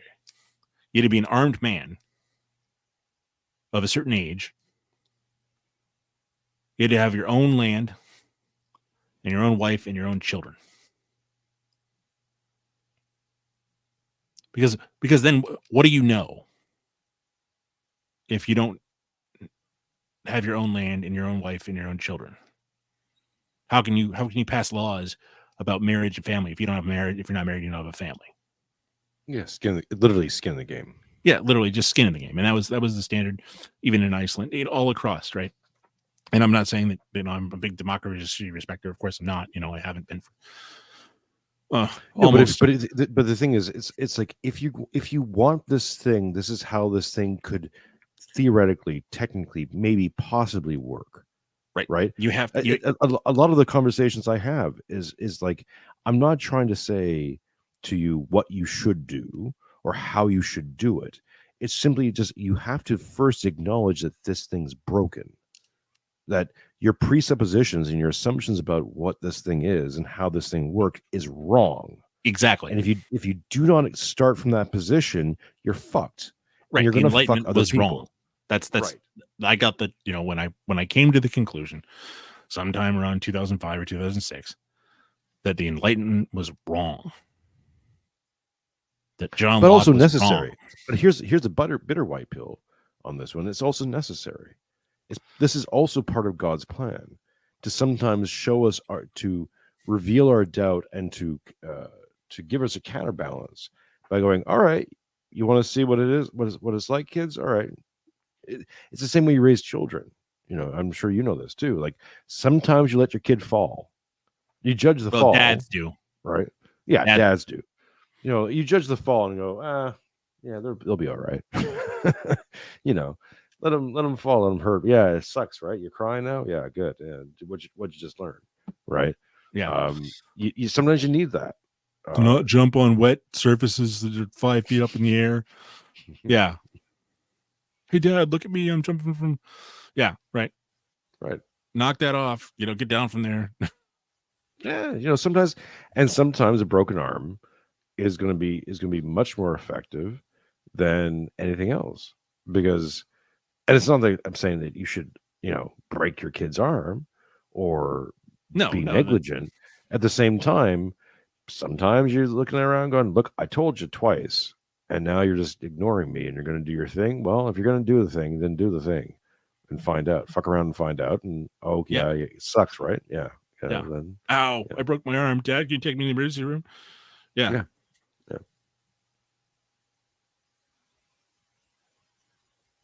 Okay, bankrupt cities. Okay, shifting gears. All right, shifting gears. We did an hour and a half to get to this. So, okay, which honestly, man, these are the things I love with these conversations. Well, I really enjoy it, and it ties into right. So necessarily, right, cities exist as centers of trade, of transportation, of political power. And that means you get things like symphony orchestras and museums and universities and stuff like that. But the point of a city is trade, transportation, and political power, right? So cities necessarily need to have, especially, the ability to get to and from, and a source of fresh water. So almost all major big cities are either on a major river or at the estuary of a big river. And it's only in the last 150 or 200 years that we've even been able to build cities not on a major river. Atlanta, one of America's worst cities, is an example of this. But like almost every major city, right? You can go to the heart of downtown and it's on some river somewhere.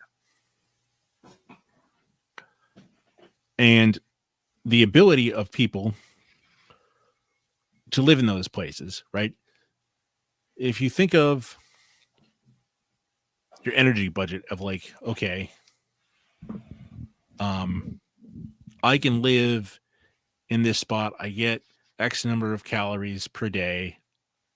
And it only costs me X minus 500 calories to live here. So I'm in a caloric surplus. So this is a good place to live, right? Mm-hmm. Then that extra 500 calories can go towards finding a wife, feeding my children, whatever it is. All right. Well, American cities and Western Canadian cities, Montreal is probably the greatest city in North America in terms of actual design and everything else. But like Houston or Calgary, right? Metro Houston is the size of the state of Massachusetts, and they just paved it. So you're driving here, there, and everywhere all the time, right? How much time do people who live in Calgary spend in traffic? How many time people who live in Edmonton get stuck in traffic? And I've talked about this lots of other places. So if you're really interested in this stuff, I go into more detail elsewhere on lots of other podcasts. I've been doing this for 10 years or more. So I kind of have this one drum I beat. I think an interesting side note, just to interject here, is like, if the majority of your time is living on the highway, you're not living in your area. Right. The importance of living where you work, like, this is such an intrinsic part of humanity. And this is really a big part of what I talk about when civilizational capital is that the reflection of the civilization is through the people. The civilization's a mirror. And cities, in some ways, are a repository, a symbol and a vessel of civilizations, where it's where it all gets together, right? Where you can see it all. Right. But we talk about Roman civilization because, French civilization has Paris. English civilization has London. American civilization, you think of New York City. For the longest time was New York or Chicago or to a certain extent, LA, right? Yeah. Yeah. Well, but Los Angeles is a horrible mistake. It's the size of South Carolina. Anyway. No, but specifically, it says something about the people. Like, for a long time growing up, when someone said they were American, I had a ready-made idea of what American was. And whether you like it or dislike it or whatever your biases is, you had a very concise idea of what America was, projected onto the world stage. Whether that was its completeness or not, we can, you can get into that minutia. It's the same with France, right? Like, you could judge France from Parisians. Now, I lived in Paris for many years and toured around France. Is that a complete depiction of what French people are? No. There's lots of different kinds of French people, right? There's Provence and there's Marseille and there's Burgundy, but they're represented on the world stage through Paris. And yes, Paris, whether you like it or not, is an epicenter of French culture. It is the heart of French culture. Right. And if you don't understand that, like, Paris exists because of the Ile de Cité, right? And that was the spot. To give an example, like, I think Lyon is a much better French city because it's much more like Montreal. It's very walkable. It's beautiful. It's got all the good things of Paris, but it's basically in a 15-minute city essentially. but medieval style. I think Lyon is better climate, better everything, but undeniably Paris is where it's at. Right. Yeah. Well, and for 1,000 years, anyone who had anything going on was like, man, I'm leaving Occitan and I'm going to Paris. Right. And that's just the way, right? And that's shaped France in a very real way. Right. Napoleon didn't stay in Corsica. Where did he go? Right. He didn't. Also, he also didn't redesign every single French city in the way he redesigned Paris, because he understood if I redesign Paris as the model, other places will follow suit. Other places will model Paris after I change Paris. Yes. I only have to change the one model to affect the entire to affect the whole everybody. world. Right. Right. Same thing with New York. New York changed the world. Yes, New York absolutely. skyscrapers changed the world, whether you like it or not. Absolutely. And Robert Moses, the man primarily responsible for the car-dependent suburb as a way of living, was the man, like he was a state official in New York State. He was the parks commissioner. He wore many hats. There's a great Robert F. Caro, a great biographer who's got like a doorstopper 900-page book. I did an episode of Myth of the 20th Century about this book. It's called The Power Broker. It's a wonderful, wonderful book. But Robert Moses, the man who gave us the suburbs, was from New York. If it hadn't, in millions of, not millions, but thousands of professional planners like came to sit at the feet of Robert Moses and learn, how do we do this? How do we do interchanges? How do we do highways? How do we do freeways? How do we do expressways? What how do we do on ramps and off ramps? And what are the standards? And what kind of how wide do they need to be for all this stuff? That was all stuff people learned from Robert Moses. And his disciples went all across the country. And to be as brief as possible, because I know we've been going for a little while. We right. can go So for as long as you want. I don't know. I want to deep dive into suburbs. okay. Suburbs So let me explain are as personal, concisely as possible so as to more fully explicate the problem. All right. Does it get, if you ever lived somewhere really rainy, like really rainy? That's where I'm living right now. Okay. So if you've ever, for those listeners who've never lived somewhere like where it really, really rains, like hard, like Pacific Northwest United States or whatever, you can get a lot of water in one or two ways. You can gather a little bit of water from like 5 acres, right? And funnel it all into this one spot. And then you'll have thousands of gallons of water. You only need like a half inch of rain, right? Or you can live in some place like where tropical downpours happen, and you can just have some, rain barrels on your gutters, and you'll have, in a couple other places, and just, a roof of a regular house, you'll have hundreds of gallons of water. In a similar way, right? Cities collect wealth, energy, power, or human communities collect wealth, energy, power from the countryside, from the landscape, from the earth in one of those two ways, right? Cities, New York City is on the Hudson River, has the best deep water port in the East Coast of the United States. Once they put in the Erie Canal, right, you could go like through the Erie Canal, up the Hudson, through the Erie Canal, and like basically to Chicago for almost free. And then it was like a nominal cost to go from Chicago. The location of Chicago is where the watershed of the Great Lakes and the watershed of the Mississippi are closest.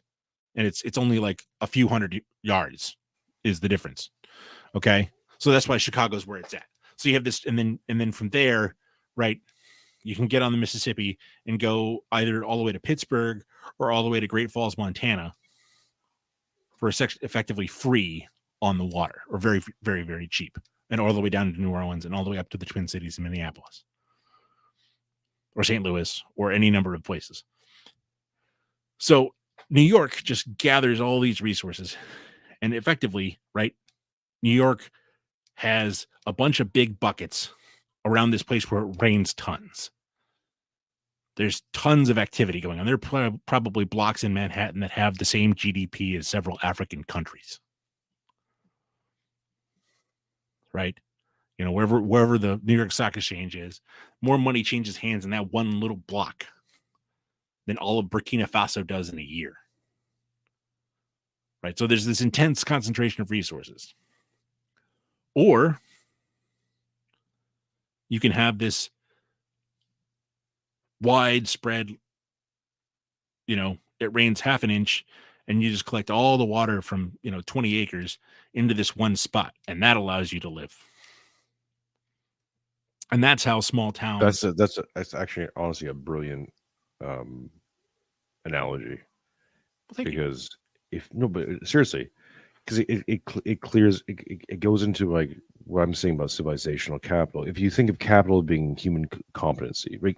Like we get attached to these words as this word means this, capital means money, and it's like no and this is a borrowing from a Nick Land idea, is that capital is the byproduct of human competency. So when anyone does anything essentially competently, you produce capital.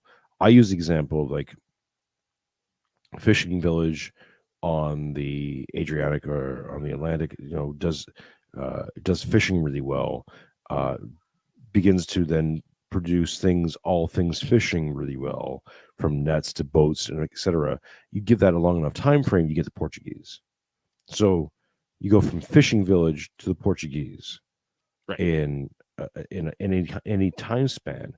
What is that thing? What is that mechanism? And I've christened that civilizational capital, which is that you're harnessing human ingenuity and competency and investing in it over time, constantly. And the more right decisions you make, the more capital you produce. And the more you can invest in that thing called civilization, to the point where it becomes a thing where people go, well, we need to reflect this. We're so amazing and so good that we need to then produce great works and great arts and great temples and great all these other things that reflect universities us. And symphonies and cathedrals. And right. So to finish my analogy. Sorry, it's just one thing. And create a vessel that arc of civilization that carries it throughout time. That's the whole point of it. Right. If without that vessel, it dies out within a generation. Yes.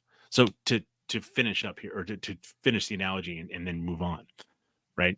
So that farmhouse, right, that collects all the water from that quarter inch of water across 30 acres and ends up with hundreds of gallons of water, right?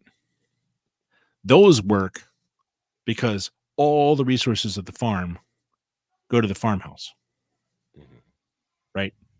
No one cares about like there being, heating the back 40.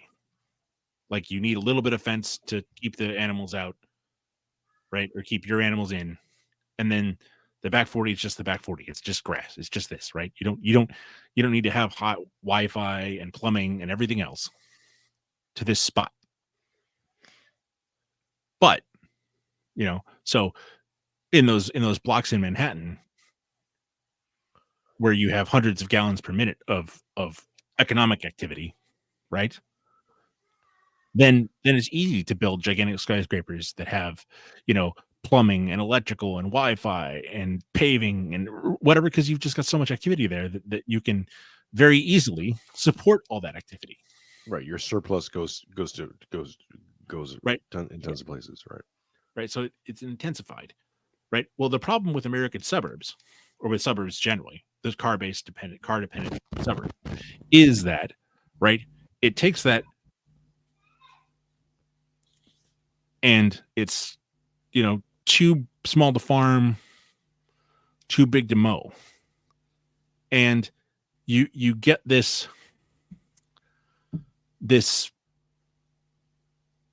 diversion of resources and time and energy and money that's spread out all over the place.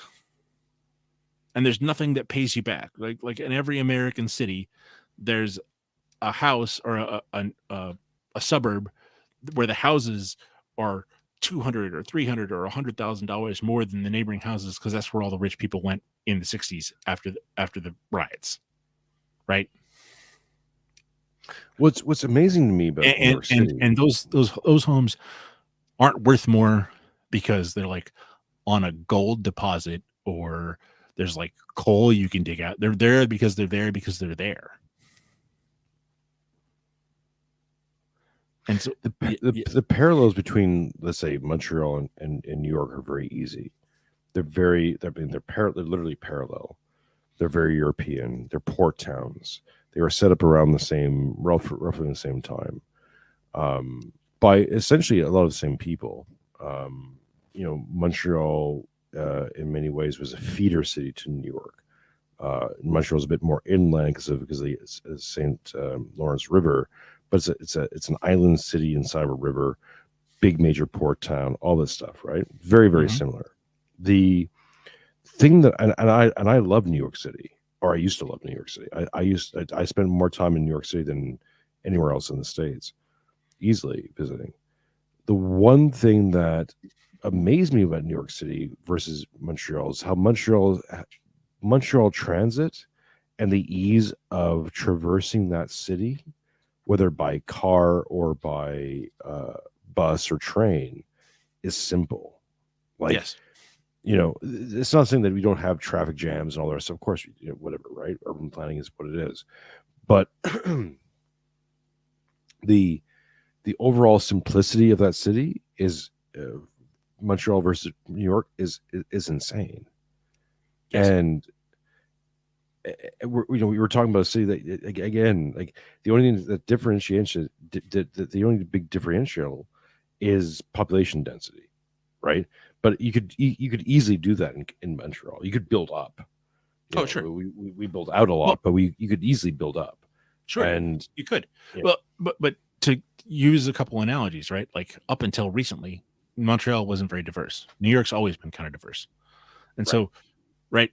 And Montreal was to be clear, Montreal was European diverse, right. Well, up yeah, until the English about the neighborhood, and then you had the 1960s, Frank 1970s, and the big thing that allowed Quebec to be a bit more selective was a French language identity. So we're only letting in French, predominantly French first language immigrants. So we got a lot of Vietnamese in the 1960s and 70s, a lot of Haitians, and a lot of Whatever's your mistake. Yeah, well, hang on. I'm not saying it's good. I'm simply saying that, but it was restrictive to a degree on language levels. Sure. So, but yeah. So here's what, right? So in Paris, there's the famous like Parisian garret apartments, right? That, like a 5th, 6th floor walk up. I'm sure that those exist in Montreal as well. I lived in some. Right. And so when you're young and broke and like, I don't need anything but you, baby. Oh, we ain't got nothing, but we got each other. Like you're gonna look back on that when you lived in a 5th floor walk up and you were newlywed, and in 20 years you'll be like, oh my gosh, that was wonderful. Okay, well, actually, here's the crazy thing. Just a side note: look up cardboard furniture, French cardboard furniture. So the French popularized a form of like making papier-mâché, essentially furniture, for those kinds of apartments, because you would basically go up, live there. You couldn't get anything up those stairs, right? So you'd actually make your own furniture, like benches and chairs and units, whatever that, like IKEA furniture made out of like papier-mâché.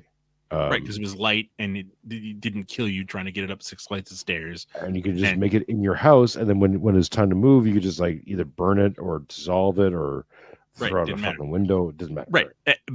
But how many people like who are a little bit older than us, like, have really fond memories of like, we had a glass of wine, or we had a bottle of wine and a bunch of like papier-mâché furniture, and we put it together, and we were young newlyweds. We didn't have anything. Mate, And- you're talking to somebody who lived at Shakespeare and Company. So it's a bookstore in Paris. And they'd let you stay there for free as basically a vagabond if you did an hour of work there a day. This is under the old owner, George. I don't know if this still exists under his daughter, Sylvie. But I lived there for, 2.5 years? So I lived on a couch, a flea-infested couch, for 2 years in Paris, living the very avant-garde, Bohemian lifestyle. Bohemian lifestyle. Where you're going to like soup kitchens and common showers, just get by, right? And this is like there's like a subjective suffering. Like I didn't have to do this. I could have stayed in Canada and had a normie job and do whatever. But I wanted to be Jack Kerouac. Jack Kerouac was a big model of mine. Right. Well, yeah. But what that does, right, is it allows people to get their start. It allows young people to get married and still live in the city and still have access to jobs. What the advent of diversity and culture, and culture, and so like you can be like a young broke guy and like the symphony in the park, and you can just go sit with your sweetie and yeah, can we afford tickets to the symphony? No, but we can take in the free Shakespeare in the Park show, and you can live a life that's worthwhile and meaningful, and you get to go to mass at the the local cathedral that's seats 600 people and it's got stained glass windows, and you can live a life. And what the advent of diversity has done, is it's made impossible. You can't live. You cannot, you're a white dude with white children and a white wife, and you couldn't live in a poor neighborhood in Montreal right now because your wife would get stabbed. Your wife couldn't go to the grocery store. She couldn't live that French life of hey, I'm going to go pick up the food for the next couple days and go to the butcher and get, whatever was for dinner tonight and breakfast tomorrow. Right. And, shop every couple days and just walk and be safe and have a good time and take your children. I'm let's walk down to the store and get some eggs, sweetie, and have your, 6-year-old be I helped, right. By carrying, one thing of eggs while mom had the rest of the groceries. That there's no way to live that way in a diverse environment because you'll get stabbed. I'm sure you're familiar with the consultant's triangle thing where, you can have something good, cheap, or fast, but you only get to pick two. Right. Well, I think also the major difference growing up in a Eurodivergent society was that you might get beaten up, but you won't get killed. Now you'll get killed. Right. Now you'll get killed. Right. The instance of someone getting killed when I was growing up was never kids, and it was you ran afoul of the mob. Right. The mob was $100,000, and the mob was real. It was a real thing throughout my childhood, especially in Montreal, which the mob was a real thing in Montreal. I think still is, but just got legalized. But you had this idea unless you really you could really fuck up, but you had to fuck up, Right. Yeah, it wasn't just it wasn't just I that walk into the store getting thing in randomly Ohio stabbed. where that awful thing in Ohio where that poor mother was just walking at the grocery store with a child, and her 4-year-old got stabbed by some random Negro who'd been let out of jail three days before.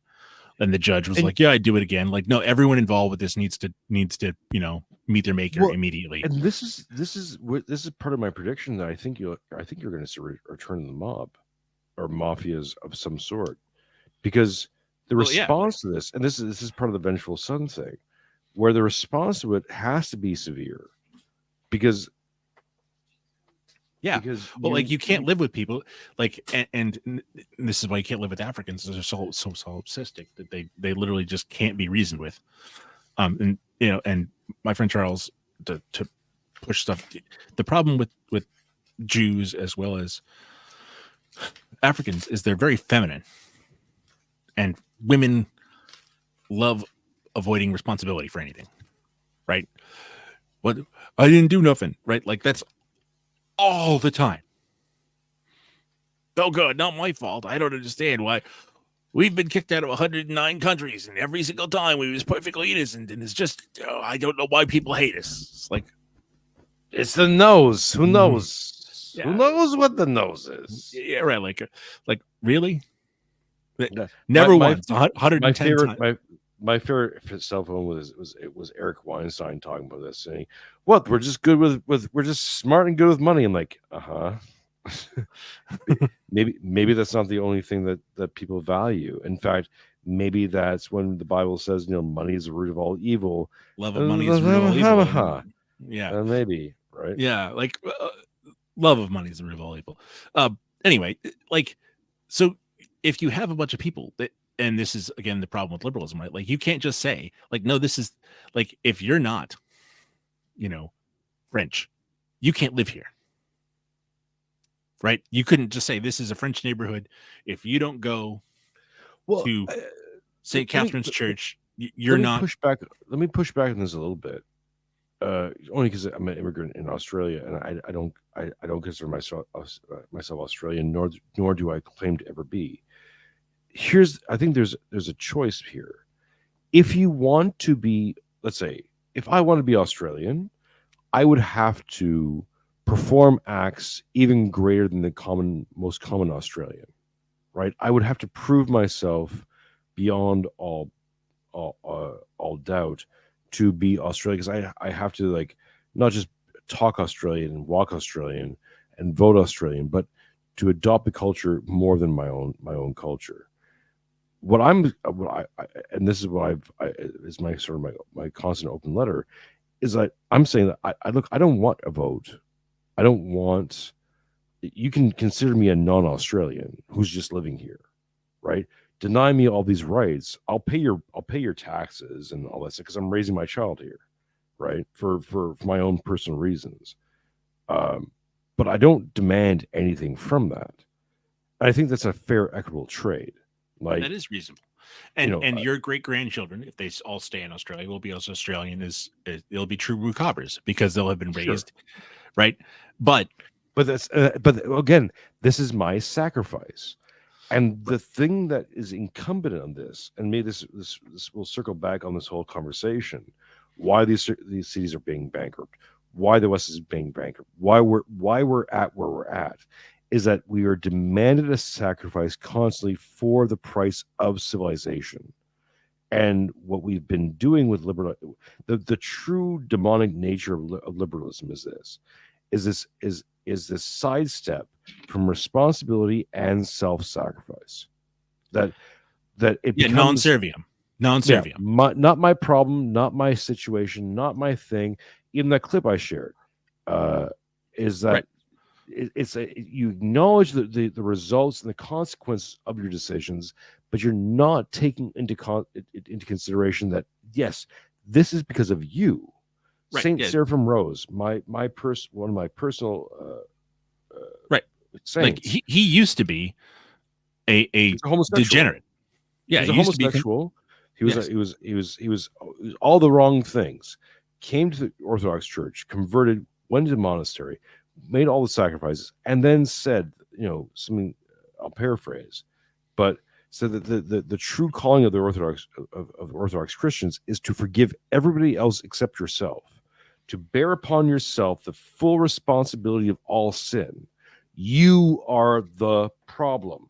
Right. The great G.K. Chesterton said, he was asked to contribute an essay to what's wrong with the world. He wrote a wonderful book about it. But he said, "Dear sirs, I am," right? Like the necessary, like St. Paul says in the scriptures, right? I am the chief of sinners. Right. And you as an individual Christian are supposed to say, like, I don't know your sins, but I know mine. And so I can say, is Jason probably a sinner? Yeah, probably. Is Dark a sinner? Yeah, probably. But I have to assume, right, in charity, that you're better than I am. Because Yeah, I don't that your- know. that your And cross here's is lighter than mine. right. And in vice versa, right? And I know just how awful all my sins are, and I need to repent for those and strive to not commit them anymore, and et cetera, right? But here's the problem with liberalism, right? And cities and living together, right? Is Jillian Michaels can say, well, I wanted all this stuff. I commit all these sins, and I want to be able to indulge them and not bear any responsibility for it. But also, you and I can't say, you know what? I can't make you repent, but you can't live here. We don't want you here. We exclude you on the basis of you still living, right? Like Seraphim Rose couldn't enter the monastery still indulging himself in his sexual vices and be like, well, why didn't you, right, like, why'd you kick me out of the monastery? Like, I wanted to be a monk. It's like, no, you're indulging all this stuff that, like, so civilization and Jillian Michaels are at cross purposes, right? And so what this car-based suburb allowed people to do after a Supreme Court case in 1948 in the United States, Shelley v. Kramer, right? It ended restrictive covenants. So restrictive covenants, if you go to your county deeds office in any county in the United States of America, right, and you find a deed from, say, 1910, and those still exist in most counties in the United States, it will say on the deed, like, this property shall only be sold to men of the white Caucasian race, or it shall not be sold to Africans, Mongoloids, or the Hebrews, or something like that. There will be language in there effectively saying this is a white person only neighborhood. That was declared illegal in 1948. And because non serviam is the creed of liberalism, right? Which is just Satanism. And I certainly recommend Adrian Arcon, the great Canadian, his book Serviam, for those of you who are interested. If you haven't read it, you need to. It's really, really good. But in order to be safe, right? I talked about the consultant triangle. Well, in America, and increasingly in Canada and Great Britain and Australia for sure, right? What you're forced to choose is you can be safe, you can be close to your job, or you can afford it. And so almost everyone is forced to choose safe and affordable. Right. Which is which is oftentimes soul crushing. Right. Pete tells the story. He and I have talked about this, like where he was driving like 3 hours a day in and out of Atlanta because of just how awful. Or he had a friend that was spending. You can defend in the modern world working for 7-Eleven as a good job, right? That's crazy, right? If you're managing a 7-Eleven as a white Westerner and saying like, well, like I'm making 80 grand a year and it's got benefits, and you're working at 7-Eleven. Like, again, I don't ever want to talk poorly of people's decisions because I understand how things get. You start off with some assumptions, you get to this point, and maybe you're in your 40s, your 50s, like I am, and you're not given a lot of options, and you're trying to scramble things together as best you can. So God bless, but that doesn't mean that you have to prescribe that same prescription to younger generations. Sure. Or that option is even open anymore. Right. No one should be working at 7-Eleven. 7-Eleven shouldn't exist. You understand? Exactly. Like these things are inhuman. Right.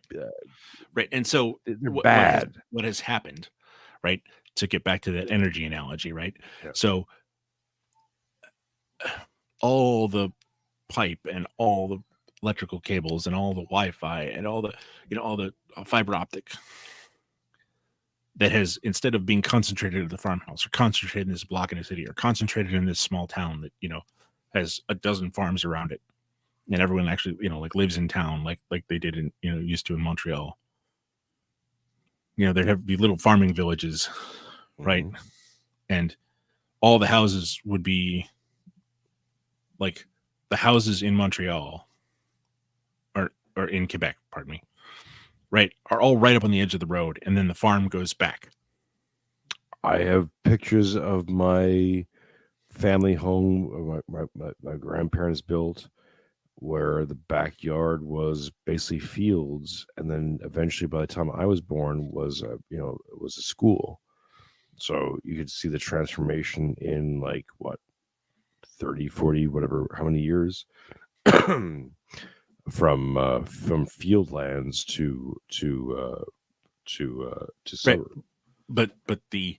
But the delivery, the energy needed to bring stuff to the people who live there, you didn't have to go to the back of the back 40. Right. It was right on the road.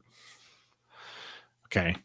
Well, in America and in the car-based suburb, you're always spending more energy to get stuff places, spending more money, spending more time, spending more gas, spending more of your life just going to and fro, because the model is so spread out. And that doesn't lead to a return on investment, right? Because you've got to maintain this whole thing, right? Like you've got to maintain, instead of one street, you got to maintain 10 streets with the same revenue as one street, right? So there'd be a neighborhood in Montreal with 100 houses on it. Well, those same 100 houses in a suburban neighborhood, there's 6-10 streets. And so you got to maintain all those 6-10 streets. Whereas in that one, neighborhood of Montreal row houses, right, that people could afford and were close to work, and you could be that newly married couple with with a couple of kids in a small house, and you only needed one car, and you can walk to work, or you could take the train, right? Well, in America, like, public transportation is not safe, right? If you're in a big city, you might get peed on by a bum with some sort of weird disease. Well, Or, like, again, like, as you stretch out into the exteriors, you eventually encounter monsters. The Yes. interior can be maintained and be made safe and contained by the solidity of the necessity of the interior. But as you stretch out further and further, and you start stretching your resources further and further, you will inherently create weakness. Yeah. Well, and as in 2008, there was a lot of people in California who made drive until you qualify, right? And the war in Iraq caused fuel prices to spike, and that F-150, where you've got a work truck, or the F-250 with your plumbing tools and your job box, and you got a kid, so you got to have a crew cab, right? Oh, have you heard my theory about the war in Ukraine, about it being a war shit?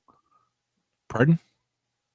Have you heard my theory about the war of Ukraine, the war in Ukraine, the whole hubbub in Ukraine, being about a war about fertilizer? Oh yes, yeah. No, I have, and it's completely plausible and very likely. Anyway, so to get back to, we'll touch on that in just a second, right? Yeah. But like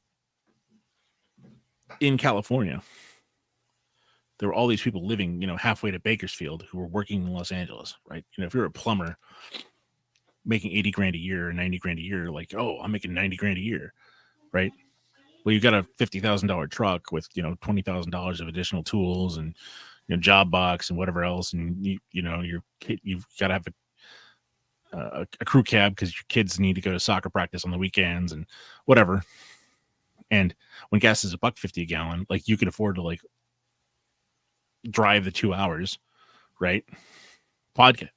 This whole podcast, like our little thing exists because some dude was like sitting on the side of the road or sitting in traffic and listening to 100.7 The Fox, where we still pretend it's 1978 and you still have hair. And if he said, if I hear freaking Don't Stop Believing one more time, I'm going to commit homicide, right? There was this, there was this soporific iHeartRadio, which used to be Clear Channel Communications, was like granted this monopoly or near monopoly on radio in the United States by the George W. Bush administration. And so like they had their six pack of, which is that, they can own 6 stations. So they had their country station and then their rock station and then their menopausal woman station, Mutant Magic, Well, 93.7. Right. So there was this stultifying culture of being stuck, right? And you knew that like you were wasting a amount of time at gas. And in 2007, 2008, when fuel prices spiked up to $4 or $5, it bankrupted people. And that's part of what caused the housing crash in 2008. It's this house that was supposedly worth, $200,000 or $300,000. All of a sudden when you were having to spend $80 or $90 a day to drive back and forth to this house, like this house isn't worth that. I'm being bankrupted by this. And that's part of what caused the housing crash. And because you weren't near a railroad or, so public transportation or a river, so you could get, like cheap energy or whatever. Everything costs more. Everything costs more. And again, you're just bleeding capital all the time. What do you think of this? What do you think of this concept? Competency, male competency. We'll deal with male competency, direct male competency, is result based. The further you distance results from the men producing those results, the less competent people become. So let me explain this.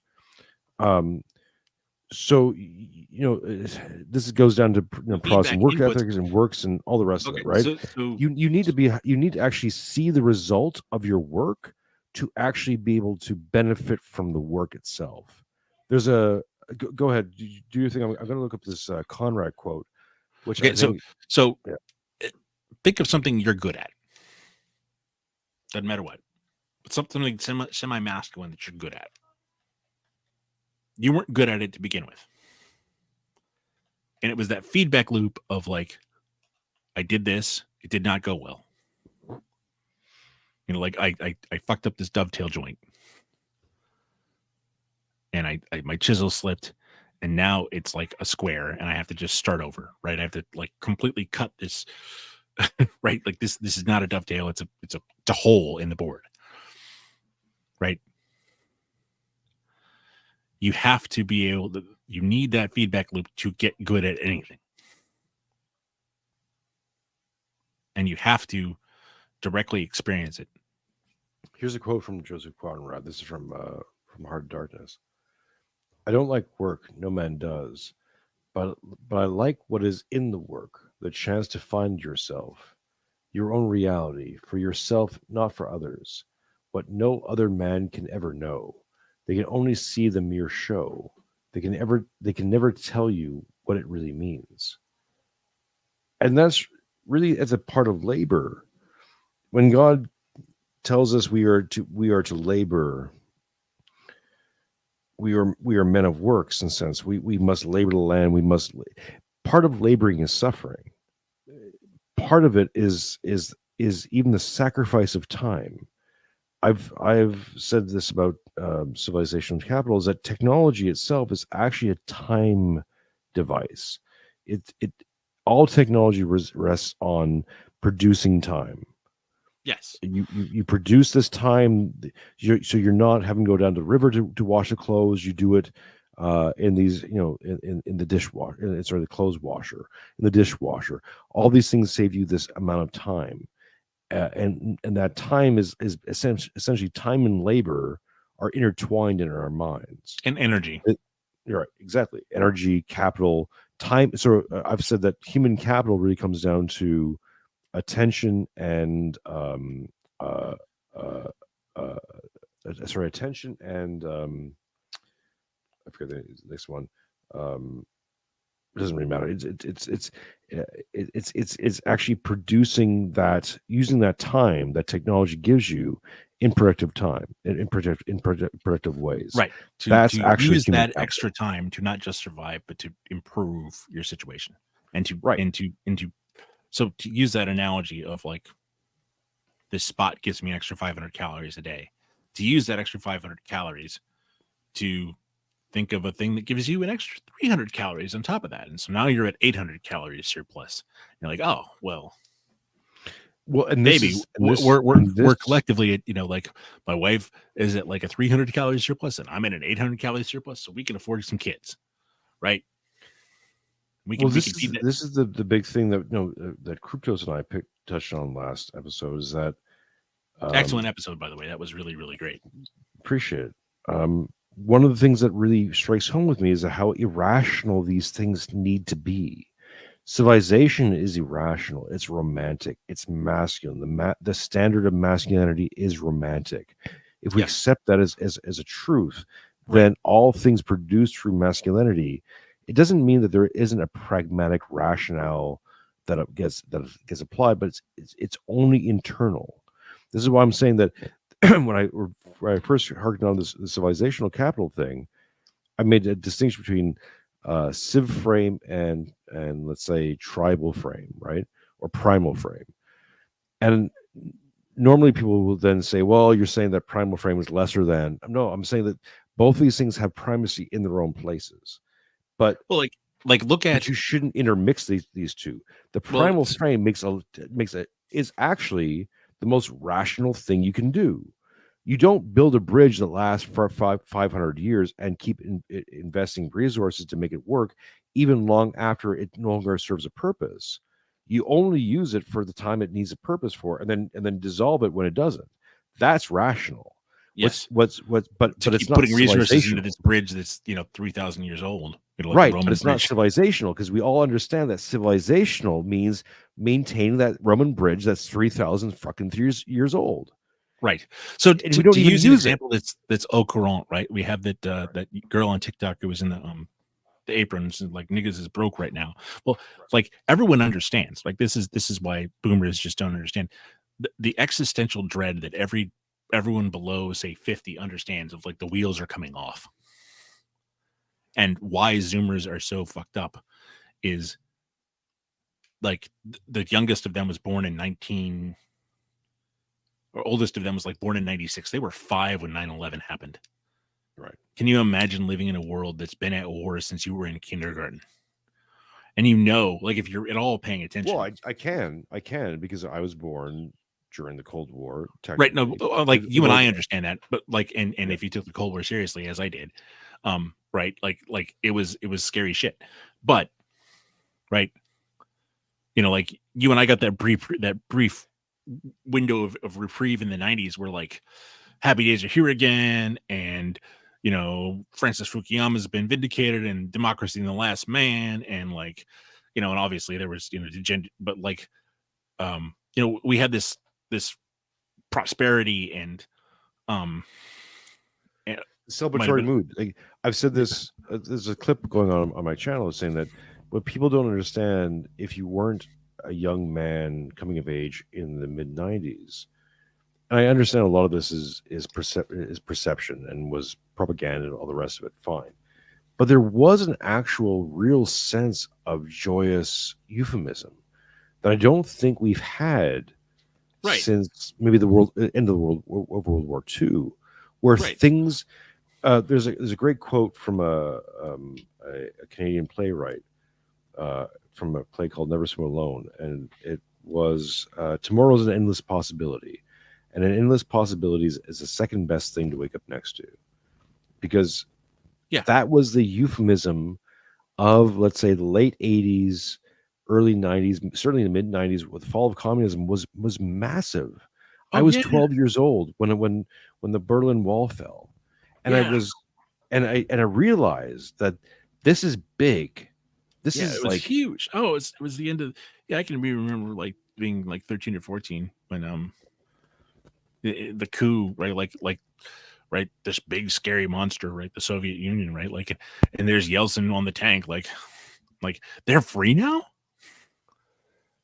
You know, Right. like I remember watching on television, like, you know, it was like 11 or 12, like around the same age. The Romanian president getting murdered on national TV. Like, yeah, the vengeful son I of was Romania. there for like, that. yeah. But he deserved it, right? Like he was a monster. Of course. Yeah.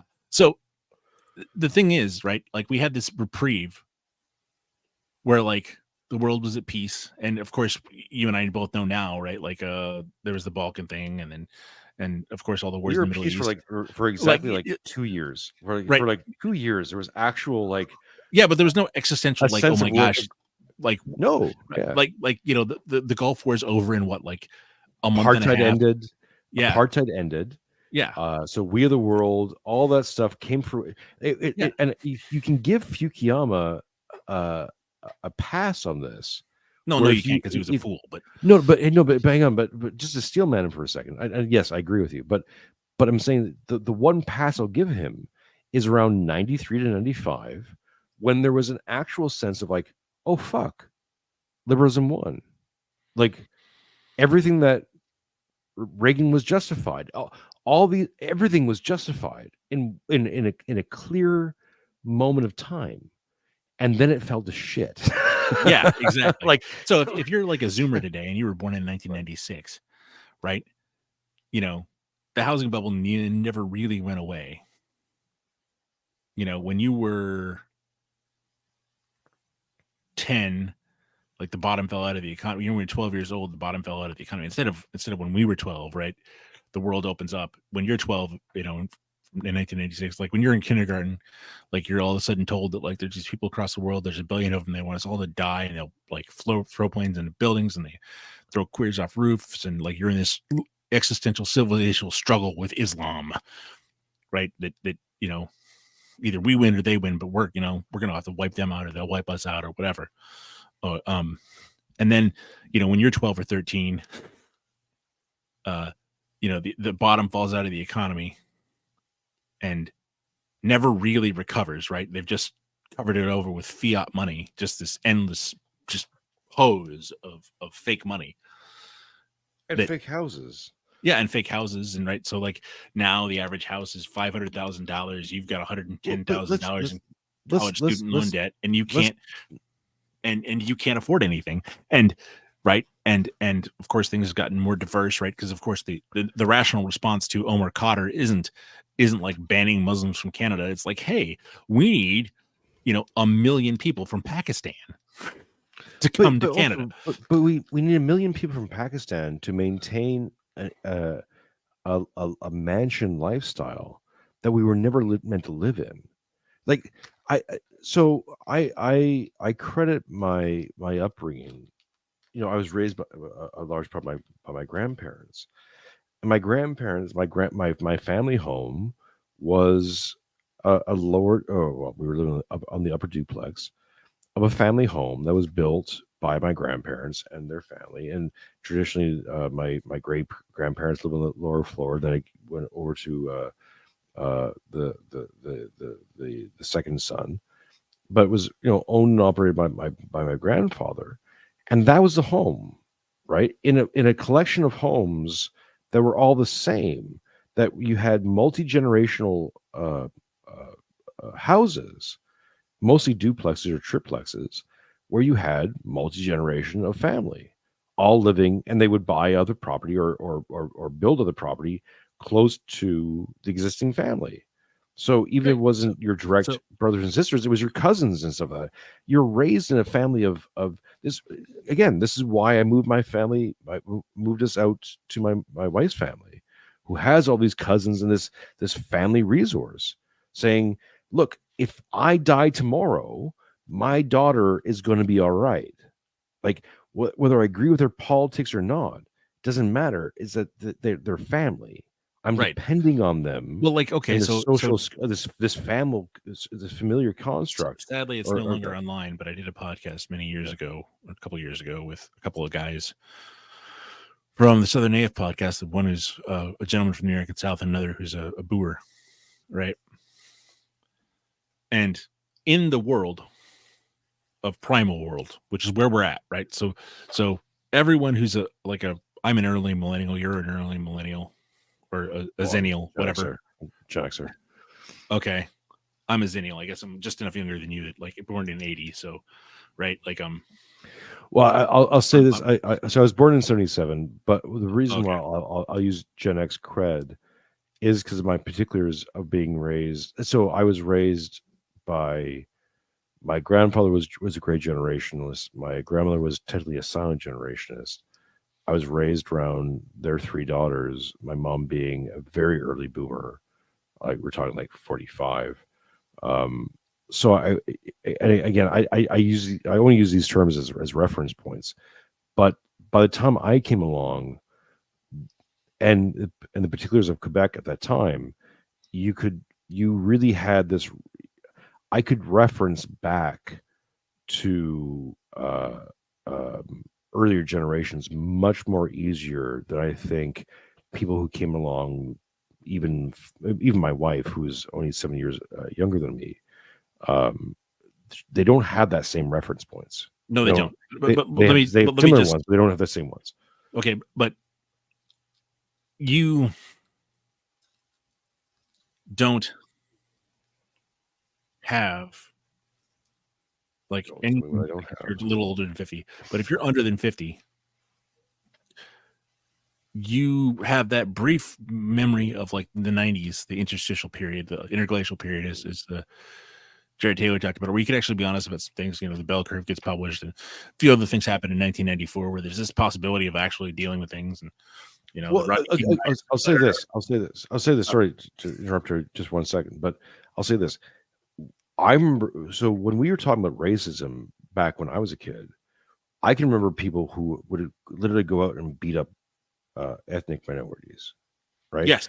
I'm old enough to remember when homophobic meant, hey, there was older kids, like my friends' older brothers would go out to beat up kids cruising in the park, right? And send those kids to the hospital or the morgue. Like, yes, that's what I remember as homophobic. So this is an important. Again, this is not forgiving liberalism or where we're at right now, but those guys lived in primal world and they understood, right? Yeah. One of the things I give one of the credences I actually give liberalism in general is saying that don't throw the baby out with bathwater, is attacking the idea of beating the shit out of your wife. Because I remember I was part of a world. I grew up in a Greek neighborhood for a period of time, and friends of my mom who were 20, 30-year-old Greek girls were getting the shit kicked out of them by their husbands. Yeah, for no other reason than your husband came home in a bad mood one day with a bit too much ouzo in their stomach and beat the living shit out of you. Like, that was a reality. So violence.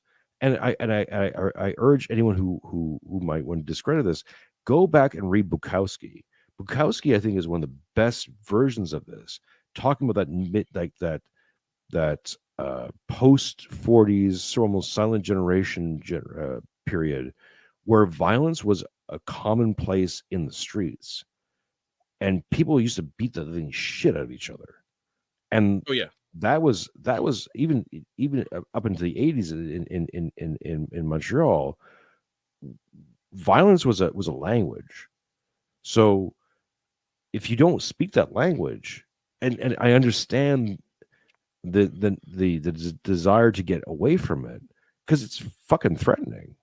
It's terrifying. And again, I'm not saying that what we've done is right, or what the prescriptions were. Well, this is why, like, but you have to understand that the problem meekness is violence under control, right? Right. Like, that's the Christian is supposed to be meek. He's supposed to be able to beat the crap out of the dude who, but he doesn't do it. And that's, this is why where the David French Christianity of like, I'm just completely non-threatening to anybody. Like, no. You're supposed to be able to throw a right cross that'll kill somebody. You just don't do it. Yeah. Well, this is part of my so prescription.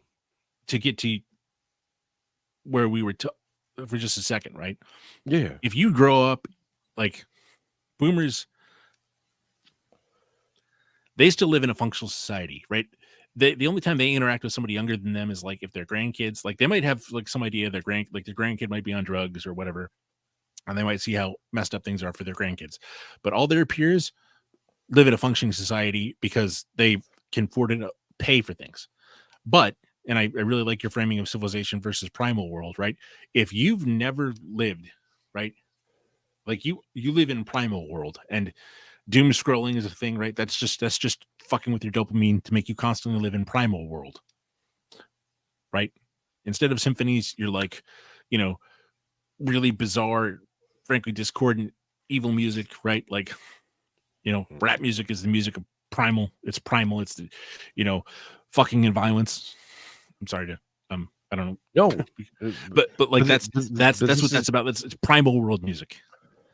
And if you live in a world where, you know, the Russians are coming, the Chinese are coming, that can't afford a house, there's always violence in the streets. You can't, right? Like there's never going to be a retirement. Then it's messed with people. It's messed with people badly. This is And why, as you said, you know, we don't live in a civilization anymore because instead of taking young people and being like here's that fifth floor walk up where you can get married, and like you can meet a girl, right? And B, we have a societal infrastructure in place where like you understand how this is supposed to work, and you've seen maybe not your parents' marriage, but like you've seen functioning marriages, and you've seen how men and women are supposed to interact, and you know you're not supposed to beat the crap out of your wife, and like that's a like a low trash Greeks do that. Like we don't do that, right? Not even like there are good Greeks who don't do that, but there are trashy Greeks who do that, and they're awful people, and you don't be like that. We're not like that, right? You know, we're Ukrainian or we're French. We don't act like that. oh, but And the disease isn't. It was even in my household. Sorry, I'm going to jump in for a second because I think this is we're touching on something that's parallel to this, and understanding where the sickness is and why we need to break the frame. One of the things I've been trying to write, I've been resistant to writing because it's attacking my my grandfather was the patriarch of my family, and my grandfather was. So I define these when I'm talking about the vengeful son, I go all the way back to 1848 and the failure of liberalism, when liberalism was trying to sweep the world. It hit a wall, and it hit a wall particularly in two areas in Europe, in Italy and in Germany. Yep. And it actually rolled back liberalism to a certain degree. That liberalism could not, liberal revolutionary spirit could not infiltrate both Germany and Italy, and that's where it got attacked in World War One. And I believe that to go into this sort of spiritual zeitgeist idea, that you have this, you have the revolutionary spirit that's going throughout the 18th and 19th century. It hits a wall. It then recoups and begins to go into more Gnostic, darker frames. And the spirit that's invoked in the late 19th century and throughout the early 20th century is the Tyrannical Father. And my grandfather, who I exalt, who is my model, who I actually made a god in many ways to my own derision, was a man, and his entire generation, that entire great generation, was subservient to this Tyrannical Father spirit. oh, absolutely.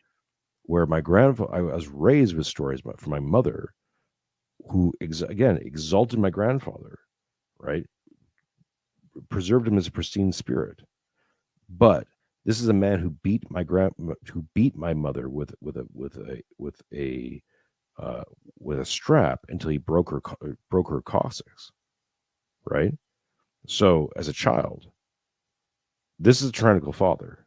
Yes, very much. This is an anti-Christian spirit that invades not just the politic but the personal.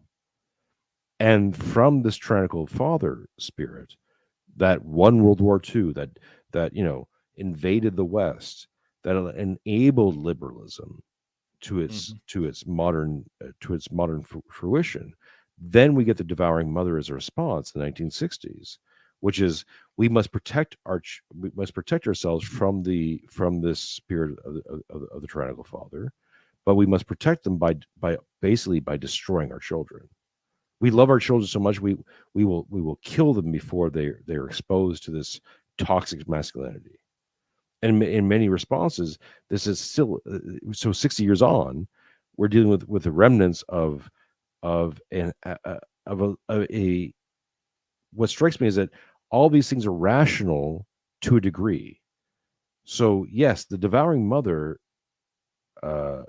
archetype is rational as a response to the tyrannical father, but it's still this inverted Christianity, right? So we're taking the wise king, the wise father, inverting into the tyrannical father. We're taking the divine mother and inverting it to the shadow of the devouring mother, and we're taking the prodigal son, which we should be modeling, and inverting it to the vengeful son. So the vengeful son makes sense. It's right. It's just. It's good. It makes sense in this inverted world. However, you see, like we've been handed ashes, right? Right. We had this thing like wait a minute, you've seen the memes, right? Like, boomers, you were handed like this, the greatest civilization the world's ever seen, and now my children, or our grandchildren are going to grow up in this hated. But they were handed this thing from an inverted spirit. This is where I'm calling on people to redeem the boomers. We redeem our dads by returning to the father. The prodigal son story is integral to this time, where we say, I am returning to the father out of my sense of pride and all the rest of it. I've turned from the father, right? I'm now returning to the father meekly on the road, saying I have made mistakes. I'm talking about my own personal journey, right? Where I realized I was wrong. Right. I was wrong about reality. I returned to the Father, to God. But it took you until your mid 30s or late 40s, or late my 40s. I was 43 years, 23 years, an atheist. 32 years an atheist. Out of anger and resentment that my grandfather died of bowel cancer, and I could not square that idea with an all-loving God. Couldn't do it. Right? Wasn't given the tools to deal with that. And when I realized that God's love includes suffering, and that my life can be made good and pure through suffering, and putting that thing in context and in union with Christ's suffering, and redeem it. Exactly, I was redeemed, and in that, I'm still in the process of redemption. But in that process of redemption, I now understand that I am now given the gift or the ability to redeem my dad. And in that redemption, in that redemptive force, I counterbalance the vengeful son. Well, right? I am the prodigal son. I've said this before. I'm going to die on the left because I don't think we should just, because I'm a Christian, I don't think we should just kill everybody. Of course not. Well, but if this is where the churches have bit themselves in the ass, right? If you can't acknowledge,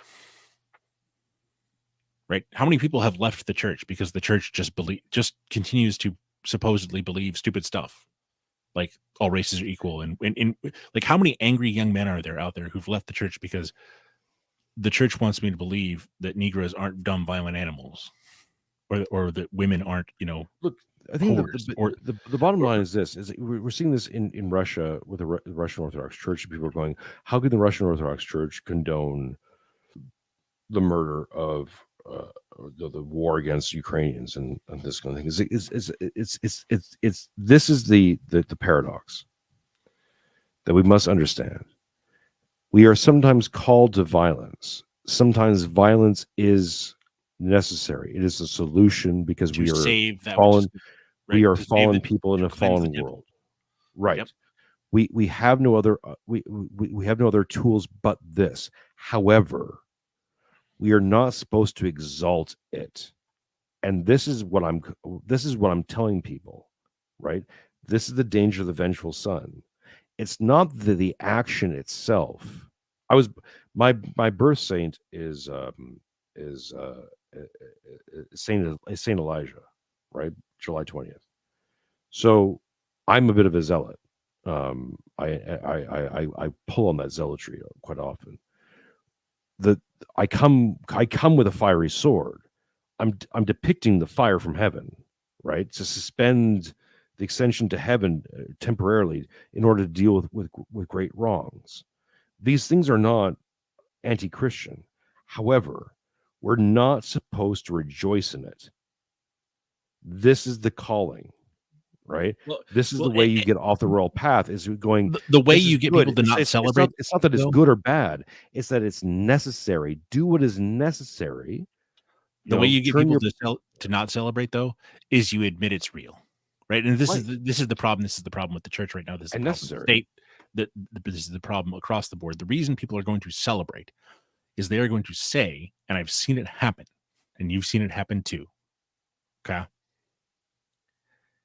is when, like, you lied to me for years and told me that they were just like me, and that whatever they did behind the closed doors was just their business, and now, right, they're in the street, and a kid's riding scooters across the down the street in Washington get arrested for not respecting this whatever. Okay, so this whole idea that we can just live and let live is BS, and I want a normal life. I want the wife and the kids and the right. And to talk about the vengeful or the totalitarian father for a second, right? Like, if you grew up in a world where, like, the economy fell apart in a way that it had never fallen apart before, and there's these two massive wars, the Second 30 Years' War that destroyed Europe basically, right? And millions of people die, right? And you've been regimented, like you've been put to war, and your work life is war, right? Like it's regimented, right? Like, the way you control these vast forces is, like, almost like a Confucian, like, we will have order in this house, and then there will be order in society, because all the fathers on the street will insist on order in the street, and then everyone in the town will insist on order in the town, right? And so it's kind of understandable why we had this totalitarian father from those people. But, right, the way to get people to not glorify and redeem this is to acknowledge and to stop lying. This is my whole project. Just stop lying about why our cities are broke.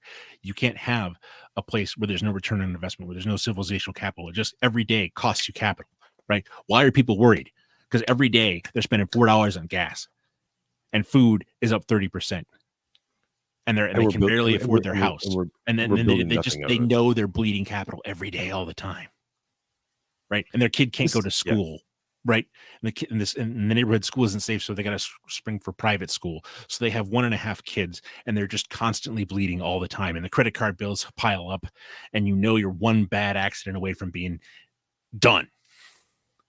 And so that person's living in primal world. They're scared because there's a lot to be scared about. And I'm saying the way that they live needs to build capital, because then that person isn't scared. This is why I moved my family, my little tiny family, towards my wife's bigger family, is exactly for that point. Was that I can't build anything while I'm spending everything. Yes. Well, I became aware in 2020, 2021 because of COVID. And I honestly think COVID was an act of God. Was a way to expose. We are living in an apocalypse. Yes. And the apocalypse, in a Greek term, meaning revealing, revelation. All things hidden shall be revealed. Yep. And we are in this revelatory period in the West. And this is why I'm calling for, the only way the West can be saved is to go through our own Western glasnost and perestroika.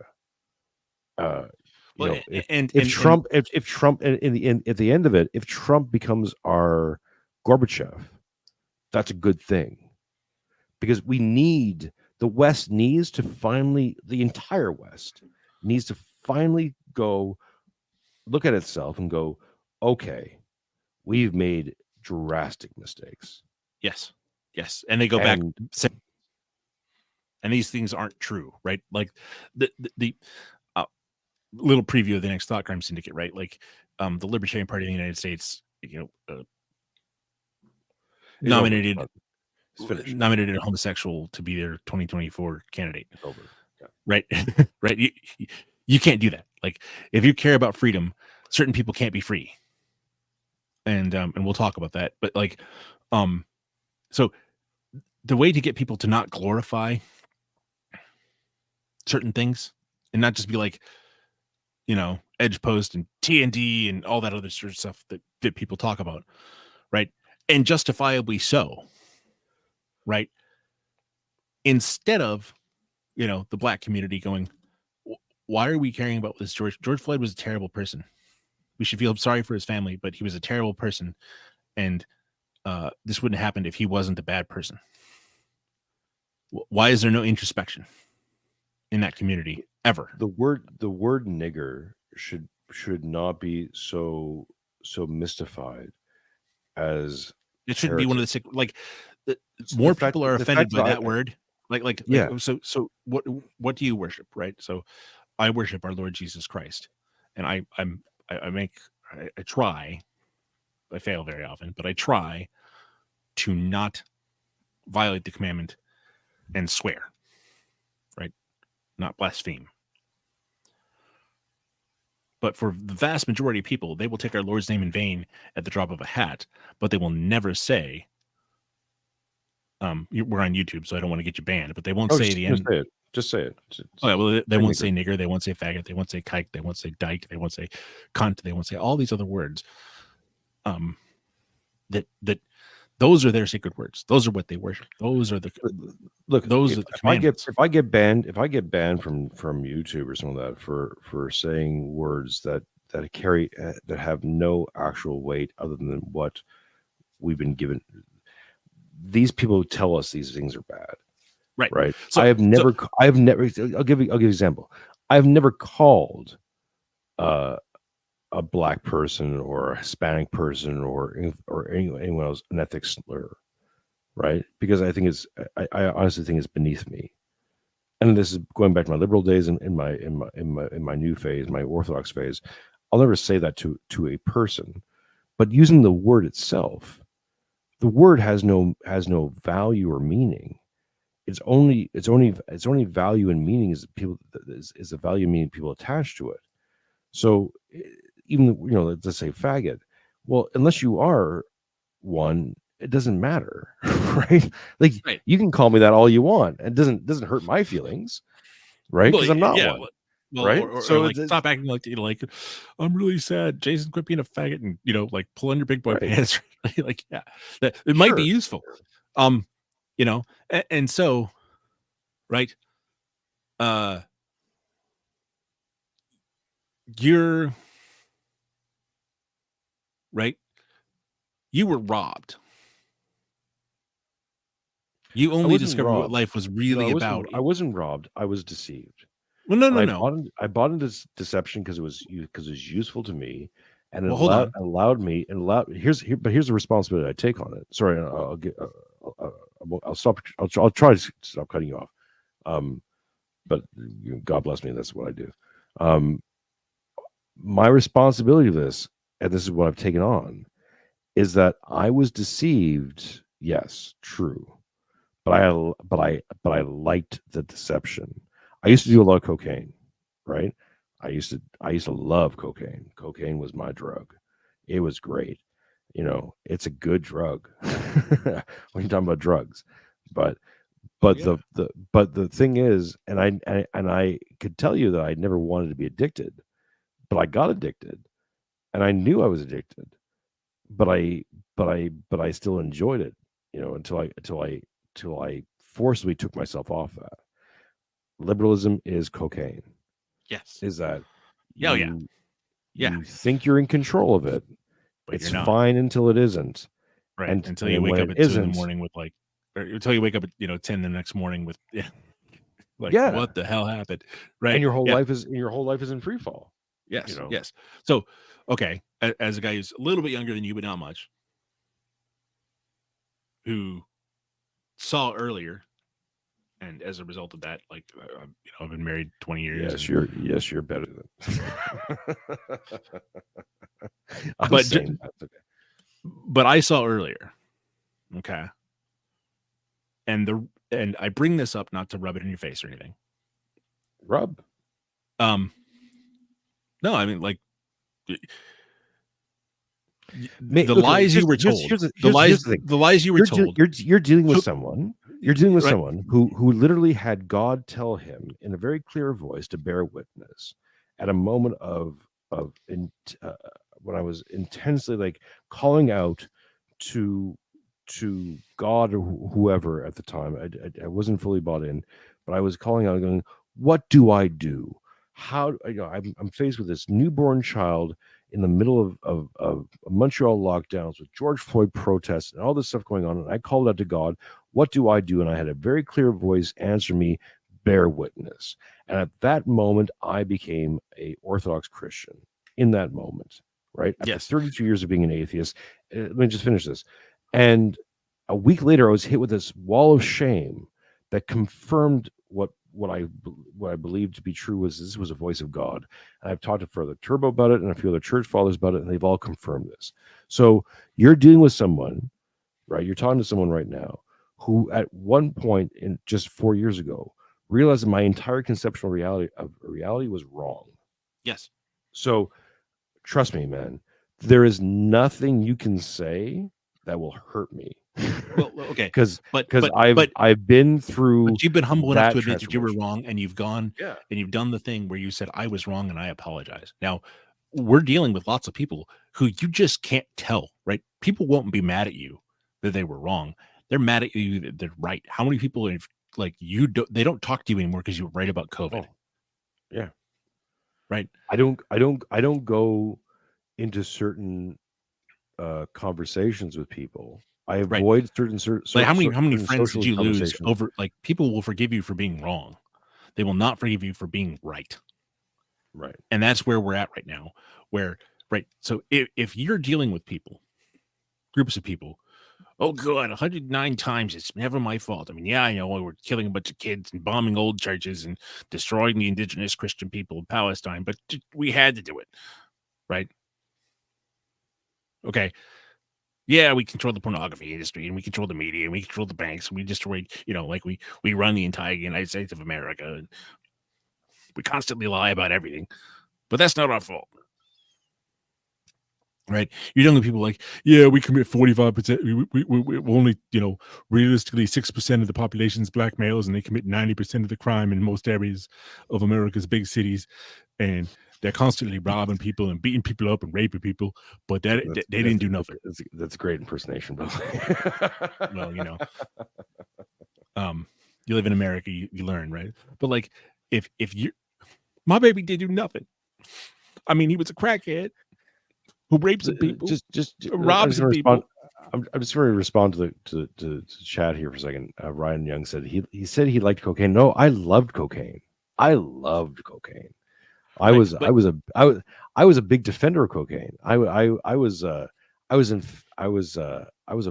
fully on board the cocaine train. For 15 years. I was not a cokehead casual Jason. user. Yeah. So like cokehead Jason, right? Who lived for the next bump, right? You should have been married 10 years before you were. Absolutely. You should have had 5 more kids than you did. Mm-hmm. I hope God grants you many children. I hope things work out for you, right? But you're 50 years old and you've got a small child and that's it. You should have, kids who are 25 right now. Or 20. Mm-hmm. Right? You should live in a neighborhood full of other Ukrainian, Russian, Greek Orthodox, whatever, Orthodox people right? You should be sitting on the deanery council and grilling on Saturdays with the boys, and sitting on the parish council and like, oh yeah, well, I'm Jason and I mow the lawn of the church, right? Or I do this for the church, and we all walk to church on Sunday morning, right? And everyone here is the same ethnicity, basically. The occasional person will like marry an Italian and then, or whatever, and or marry a German or what have you. But that should be the way things are. But you were robbed of all that by forces outside your control. Now, granted, you dove in with both feet when you were given the chance to do something stupid and wrong. But you weren't shown the alternative either. You weren't shown like, this is what you could have. You could have this, this civilizational capital building lifestyle where 5 days a week, Jason gets on the train with the boys, goes to work, comes back. He's got all this surplus. He's able to, God gives you money to meet your needs and then to be generous to other people with the rest of it. Right. So, man, Jason will give you the shirt off of his back. And there's all these people that have stories of Jason, like, hey man, couldn't make rent this month, and then all of a sudden, like, Jason slipped me $100, and like that took care of it, right? So instead of being that guy who could have worked out of salvation in fear and trembling in a community that was rooted and anchored in one particular spot and was building civilization, and you could say your grandfather built this church, and we're gonna like, and he's buried here, and you're and my and I'm gonna be buried here, and God willing, you're gonna be buried here, and on down the line, and there's this entire row of Moranchuks where every Saturday, my great grandson comes by and puts flowers on his great grandfather's grave. First Saturday of the month, every Saturday, boom. Why? Because that's what Moranchuks do. And that was taken from you by people who, if you've seen Goodfellas, right? The bust out operation at the restaurant. All politics today is a bust out operation of that civilizational capital. Has been for 100 years, right? Where the people in charge of our society are looting it. Yeah, and they're taking. You don't get mafias unless you deserve them. Right. And so we're losing capital all the time. But we're very close to the stage where they just say screw it and light the whole thing on fire. That's what they're doing right now, right? I think that's actually what's happening right now, and well, you talked about the war on fertilizer, the war in Ukraine being about fertilizer, right? Okay. I used to know some people who worked in Egypt. You know that the average person in Egypt lives on $2 a day and on government bread, like a piece of flatbread, like pita bread, like a couple pieces of those is their diet. Do you know how many people live in Egypt? 90 million. Let me look that up real quick. I'm pretty sure it's close to 90 million. But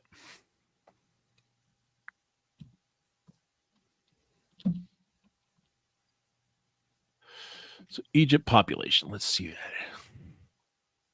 110.99 million. Most of those people are under the age of 20. And all living in Cairo. Yeah. Right. In 1950, the population was 21 million, and it's 120 million now. Right. So what are all those people going to do when no more fertilizer is available from Ukraine and Russia? Yep. What are the people? What are the 60-odd, 70-odd million people in Saudi Arabia going to do? Eat the bugs and live in the pods. Well, they're just going to starve to death. They're going to die. You're going to see stuff that made like the Greek Dark Age, like the collapse of the Bronze Age civilization look like a freaking cakewalk, man. 4 years ago, around this time, actually, I called the COVID pandemic by, not specifically, but I was in a podcast. I said, our society is so fragile, it can't even survive a bad cold. And damned if I wasn't right, unfortunately. When I'm predicting bad news, I got a pretty good batting average, unfortunately. Right? So instead of being honest about certain things, that the way we live, right? Just to give you an example, suburbs are named after that which they destroy. So, right outside of Sydney, right? There's going to be a suburb, Whistling Eucalyptus Acres. And this is the way things work, right? There's going to be 1,000 houses built in this suburb. 1,000 houses or 1,000 families. That's, 3 people per family on average. 3,000 people. They're going to need a gas station and a mall and a school for the, 1,000 kids, maybe 2 schools, right? And they're going to need all the roads and fiber optic for the internet, everything else, right? And every one of those houses is going to be worth, $500,000. So no young people can afford it, or they can barely afford it, right? But the people who move in there and those $500,000 houses, they're going to generate $5,000 a month or $5,000 a year in tax revenue.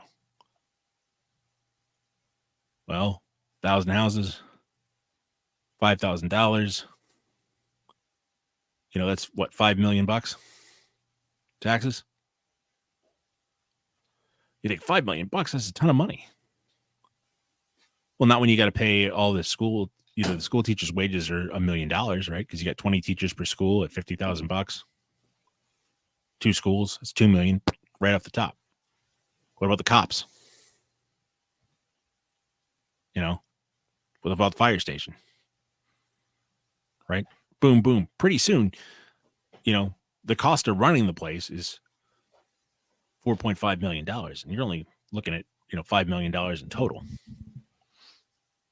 And that neighborhood, $500,000 surplus, that's a lot of money. In 10 years, when you got to replace all the streets, all the pipes are worn out, and it's going to cost you $15 million to do that. What do you do with the money? How did you get the money? Like, it's not there. Like, you don't have, right, these places, because they cost you capital all the time, like you were saying, right? Like when you were living in Canada, right? And this is deliberately designed to be so. This is a policy of the global neoliberalist establishment, right? Because they make money on the churn, right? They don't make money on building capital. They're in the bust out operation, right? So those houses would require massive more, like, in order for that place to be productive, instead of $5,000 a month in tax or $5,000 a year in taxes, they need $15,000 or $20,000 a year in taxes. And it's actually worse than this. It's actually like 10 times, right? Like, if this place, in order to work, requires you to pay $25,000 a year in taxes to be a productive place, people are just going to move. They're like, I can't afford that. That's more than my house payment. What, are you crazy? That's nuts. Right? And that's what these places are, because they're effectively capital sinks. Right? You just can't pay for that. And as this civilizational capital just dwindles and dwindles and dwindles, and more young people are coming up, and they're always on the edge, and they're always doom scrolling, and there's no like, when's the last time, like, a great symphony or like a great piece of art, like something civil, like that you could look at and go, we produced that, that's awesome, that's something to be proud of, right? Is there any great works of art that have been produced in the last year? Like, when's the last great album that everyone goes, wow, that was awesome, that was amazing, that's something we should be proud of? When's the last building that was built that people go, whoa, people will care about that in 100 years? No, they're all ugly. It's all temporary. It's all like a Tucker Carlson, op or not, I don't know. I think we did the friend or fed thing, right? But like, he's very right when he says, people who build ugly buildings hate you, right? So it's not just that they hate you, is that so one thing that Kryptos and I talked about in the last episode, and we should wrap this up and continue this another time because this is a multi-generational project that we're talking on here. And I hear people in the chat saying, "Well, what do we do? How do we do this?" And not just in the chat, but in general. Okay, I'll close with that real briefly. Yeah, we can talk about more about this, but finish your point, please. No, it's that it's not that these people hate you, is that they don't care about you. What we've done in the last, let's just say 125 years, right? To give it a number, is we've incorporated feminine pragmatism into male romanticism. The nature of masculinity, the default nature, the metaphysic of masculinity is to be romantic, and the metaphysic of feminism is of the female is to be very pragmatic, right? Yes. How do you do the things that you want to do? Men dream up the ideas, and women go, okay, brass tacks, how you do this, get this done. Both these things are good, yes, but they have to be revered in their own sphere and given their primacy in their own sphere. What happens when you try to intermingle these two things and combine them is that the pragmatism tends to win out.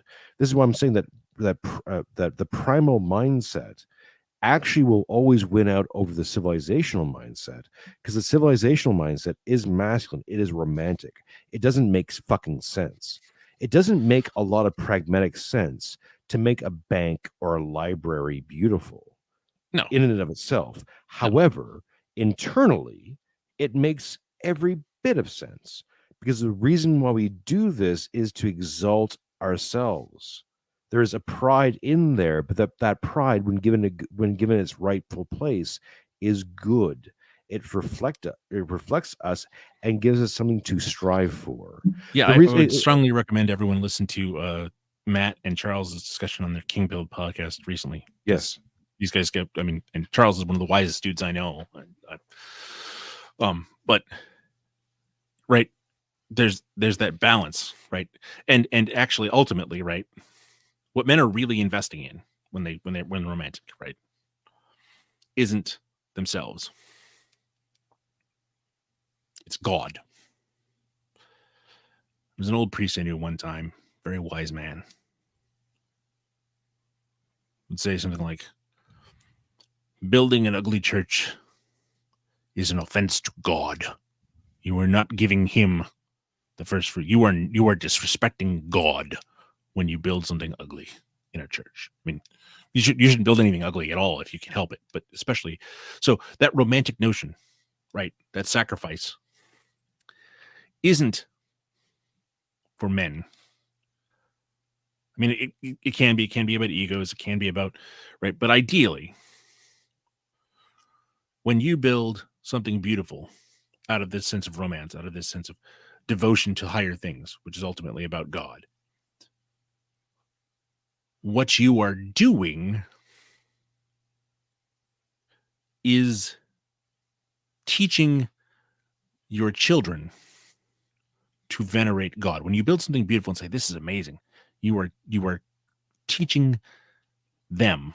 When you build a Chartres Cathedral, when you build a St. Peter's, when you build a Hagia Sophia, you are saying to the children who see this, we love God so much we gave him this. We gave him the best we could.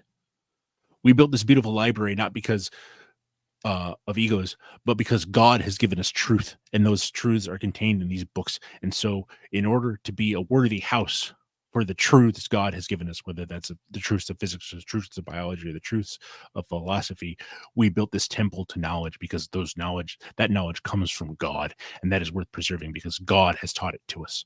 God has given us this thing. And so the knowledge we have learned through hard, right, over years and difficulties is worth preserving. And therefore we build this big library. The city has been given to us by God. God has given us this land. And so we build this beautiful municipal building because our father, what finer thing than to, the ashes of our fathers, and our fathers got the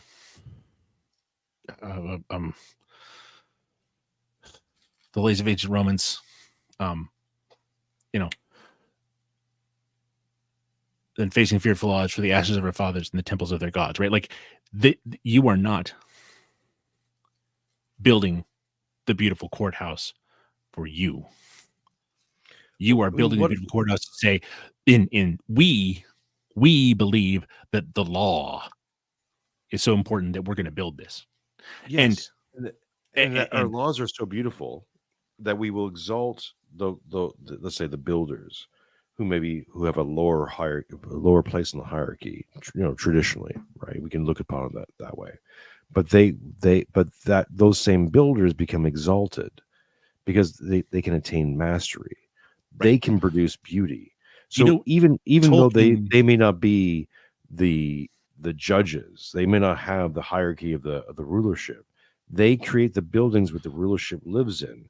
So this but there's this symbiotic relationship. Exactly, yeah. And then the judge says to the builder, I couldn't do this, and this is beautiful. And this Tolkien called it subcreation, right? So through our own meager efforts, right, we can participate in a small way in what God Himself did when he makes another human being in the womb of your wife, or when He made creation, or he the sunset that you see that God created such that this, I'm sure it's amazing. Like you go, I know you're not a beach guy, but like if you go to, there's a spot right off. I don't like being on the beach. I can appreciate right, but the like image of there's this, like when the weather's right, and you're I'm not a mountain guy to be either. Like I've never climbed a mountain because I'm like I don't do that. Right, but like you go to some place in Western Australia where you're overlooking the ocean at the end of the day, and the sun's going down, and it's the most incredible thing you've ever seen. Right. And God built that for you to see, for all those people to sit in that spot and see it. Right. That's why do people love Los Angeles? Why people love California? Because if you've ever been on the beach watching, or Hawaii, right, if you ever watched the sun go down in the Pacific Ocean, it's amazing. Oh my gosh, is it amazing? Yeah, I mean, like I put up with living in California for years for that, right? Look, I every morning I get up and I say my morning prayers, and I am grateful to God. One of the things that hits me here is I see the stars. So when I'm at night, when I'm walking home, or if I'm out, if I'm just out on the porch having a smoke or something like that, I can look up and I can see the full heavens. Yes, and what, right? So in a small way, and I'll tie this up, and then we both probably got to go. Yeah. And it's been an absolute pleasure talking to you. Thank you so much for having. Let's do this again. Would love to. So someone asked what to do. Okay. Well, the first step to solving any particular problem is knowing that you have one and admitting that you have it. Okay. So if you're listening to this, you've already you're addicted to liberalism. You got to stop. Yeah. Right. Like you understand the problem. So that's the first step. Congratulations. Good job. And now the second thing is, that stop robbing yourself all the time, right? Like you were saying, right? Like, you never could build any surplus, And if that means, stop eating a DoorDash and save some money, get out of debt, things like that, right? Those are all things. But one thing you can do is find people that also know what time it is and work with them. And I've used this example many, many times. And I know that Australia has some insane laws about homeschooling, but let's just say, for instance, that homeschooling is legal and possible where you're at. And not the insane, like German laws about no homeschooling ever, or we'll throw you in prison. let's just say homeschooling is possible where you're at. So you go to your local big box retailer or whatever, and they have sheds for, $20,000. But you got 5 guys in your neighborhood, and they're all on board, and they all go to your church, and they all understand what time it is. And so together you buy this shed for $5,000, and maybe you got to scrimp a little bit, $5,000 a piece for this shed. And a really good set of like at-home weights is $2,500. So that's another $500 per person, right? And in this shed, you've got the gym. And all 5 guys go, all right, look, man, every morning, 6 o'clock, before everyone goes to work, we're all doing our corporate prayers, and we're all getting a workout in. No excuses. You spent a bunch of money, 5:30 in the morning, you're here, and on Sunday morning, Father joins us and we sing the office, or, I'm Roman Catholic. So we'd say our rosary, and then we get our lift on. Right. And then you go to work and you carpool. Or if you're fortunate enough to have a laptop job, right, you do the laptop job bit. Some of these sheds have 2 floors. Maybe there's the basement's got all the gym stuff, and there's a small office upstairs, and that office can be the homeschooling co-op during the day while you're all at work, right? And instead of buying 5 sets of books, you got 1 set of books. And maybe your wife's really good at math and she teaches the math class, and your neighbor Jimmy's wife is really good at she has an English degree, and so she teaches the English class, right? Find ways, and I'm not going to tell you exactly what to do because I don't know your circumstances, and frankly, a lot of you guys are smarter than I am.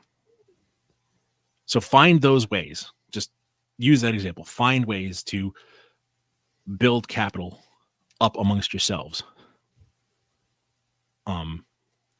so that when the time comes and the people who are out there who are lost and don't know, right? You basically wrecked your life and had to hit rock bottom. But you should thank God every day that you hit rock bottom before it was too late. And so now you're evangelizing like, this is what's wrong. And some people, whether the temperamentally or just the time that they were born in, and they're not old enough, whatever. When the wheels come off this particular cart, there's going to be a whole lot of people who really need a lot of help figuring out what the fuck went wrong. Right. And if you're one of these guys that you've got it together, maybe you have a couple extra bucks and you've saved, or you've done this thing, or you've collected a library together so that you have, instead of everyone having to spend a bunch of money on Amazon, right, and all being on government watch lists because you bought too many copies of Ride the Tiger, right? There's just a comfy chair in this office upstairs that has all the books you need, right? And you can sit down and read. Like, you can go through Pete's reading list of like, okay, right? Maybe you can have a book club. Maybe you all can, go through Sarah from Rose together, right? Under the direction of a like, maybe, I don't know. I mean, this is the power of this medium. What we're doing here in this conversation, and what we've been doing, what Pete does, and what a lot of us do, and this little quadrant of the internet space that I'm very grateful to be part of, with Pete, Buck Johnson, Matt Erickson, Tommy Salmons, Adam Patrick, the list goes on.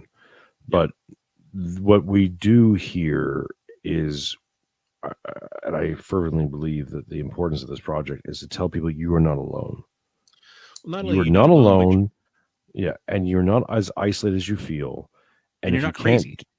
You're not crazy. Right? Exactly. Yeah.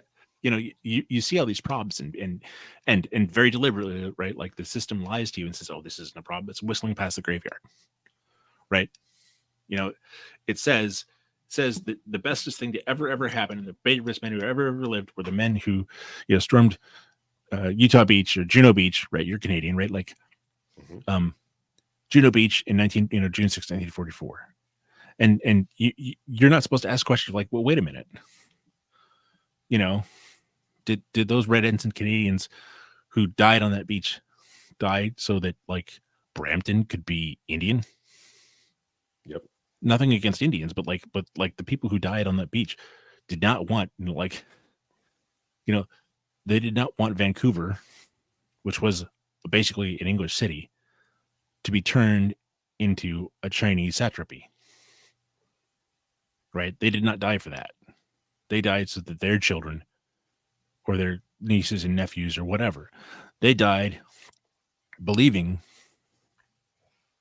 in their king and empire that their country would continue being their country. Yeah, would continue to be their country, right? Like, and that's I hate the maple leaf flag. I hate it. I want to bring right, like I want the red ensign back, and because it's more honest, and I think that, right, as more and more people get more and more, they're going to be confused and they're going to need people with answers. And if you have 3 or 4 people with your church, then you're going to have those answers. And I'm not saying that I know everything or that even I'm someone necessarily worth listening to. I hope I've provided value to people over the years, but maybe I'm completely full of crap. I don't know. But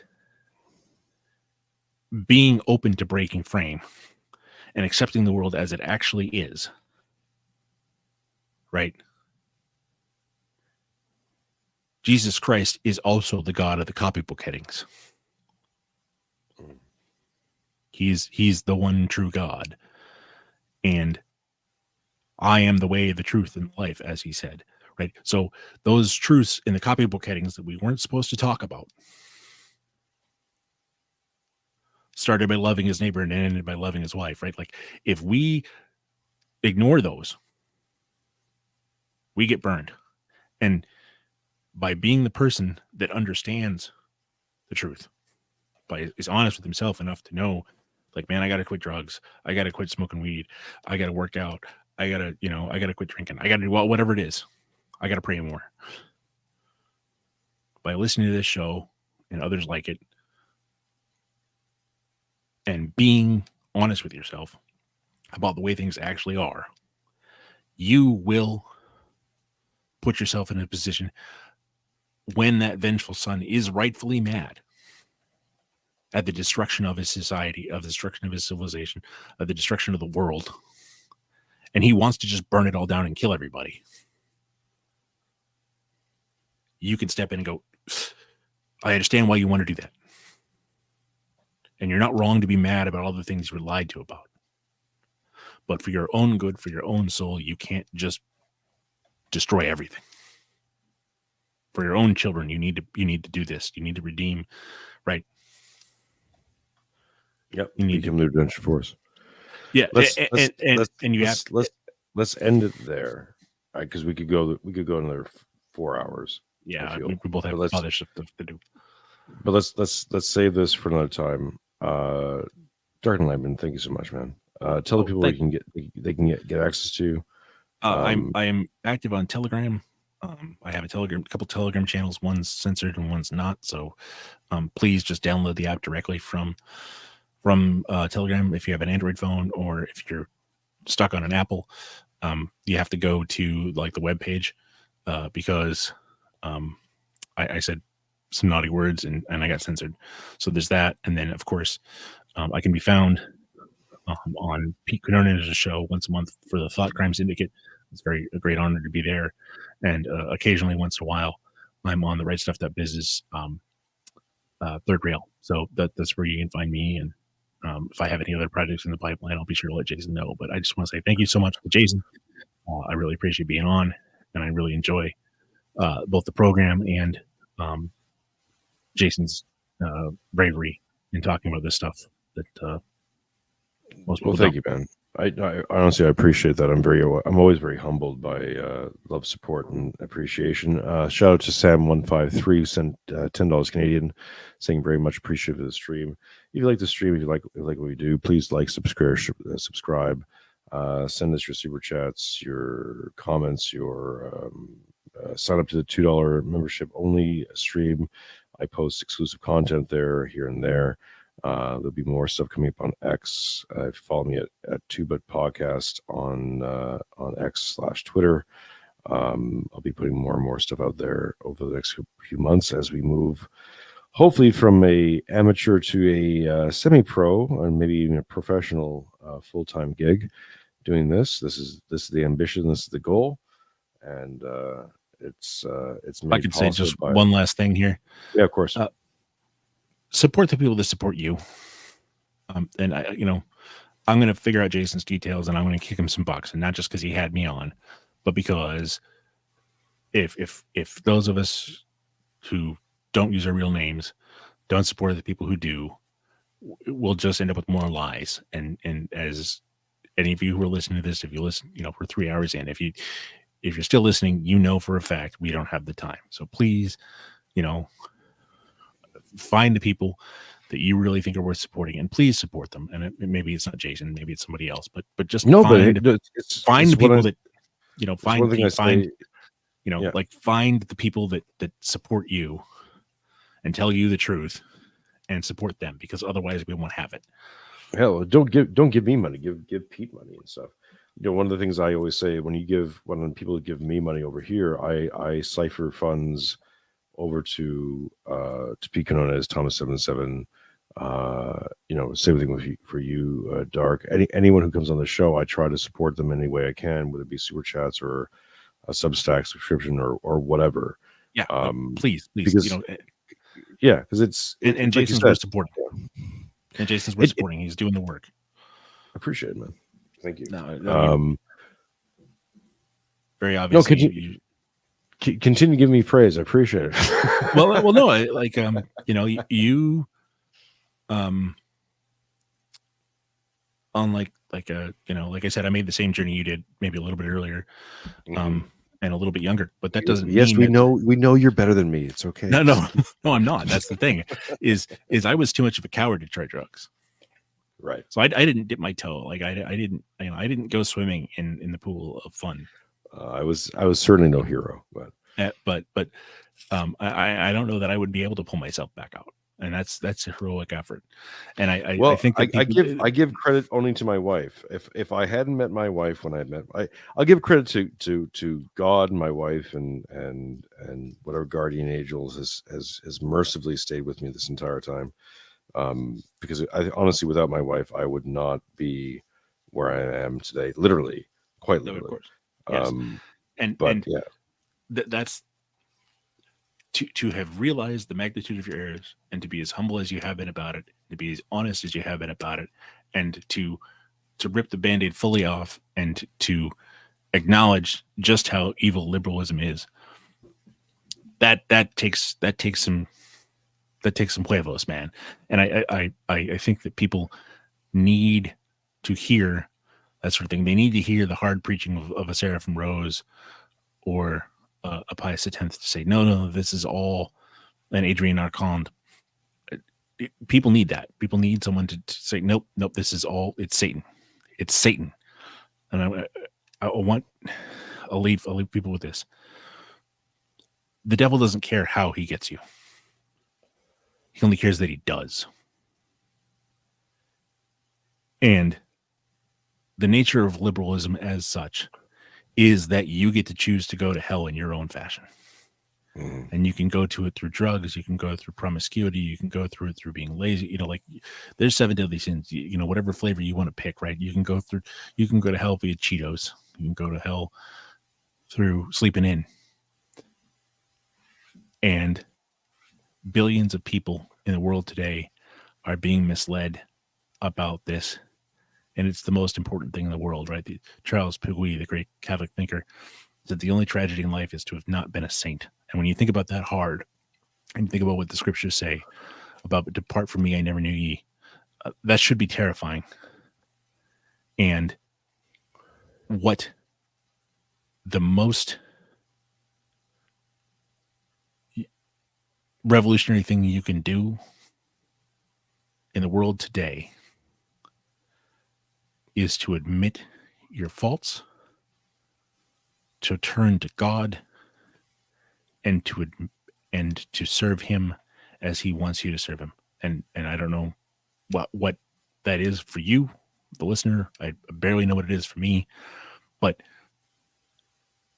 if you do that, and you admit fully that you must serve, that every knee will bow, and yours knee must bow first, that you were the King of sinners, then you'll change the world.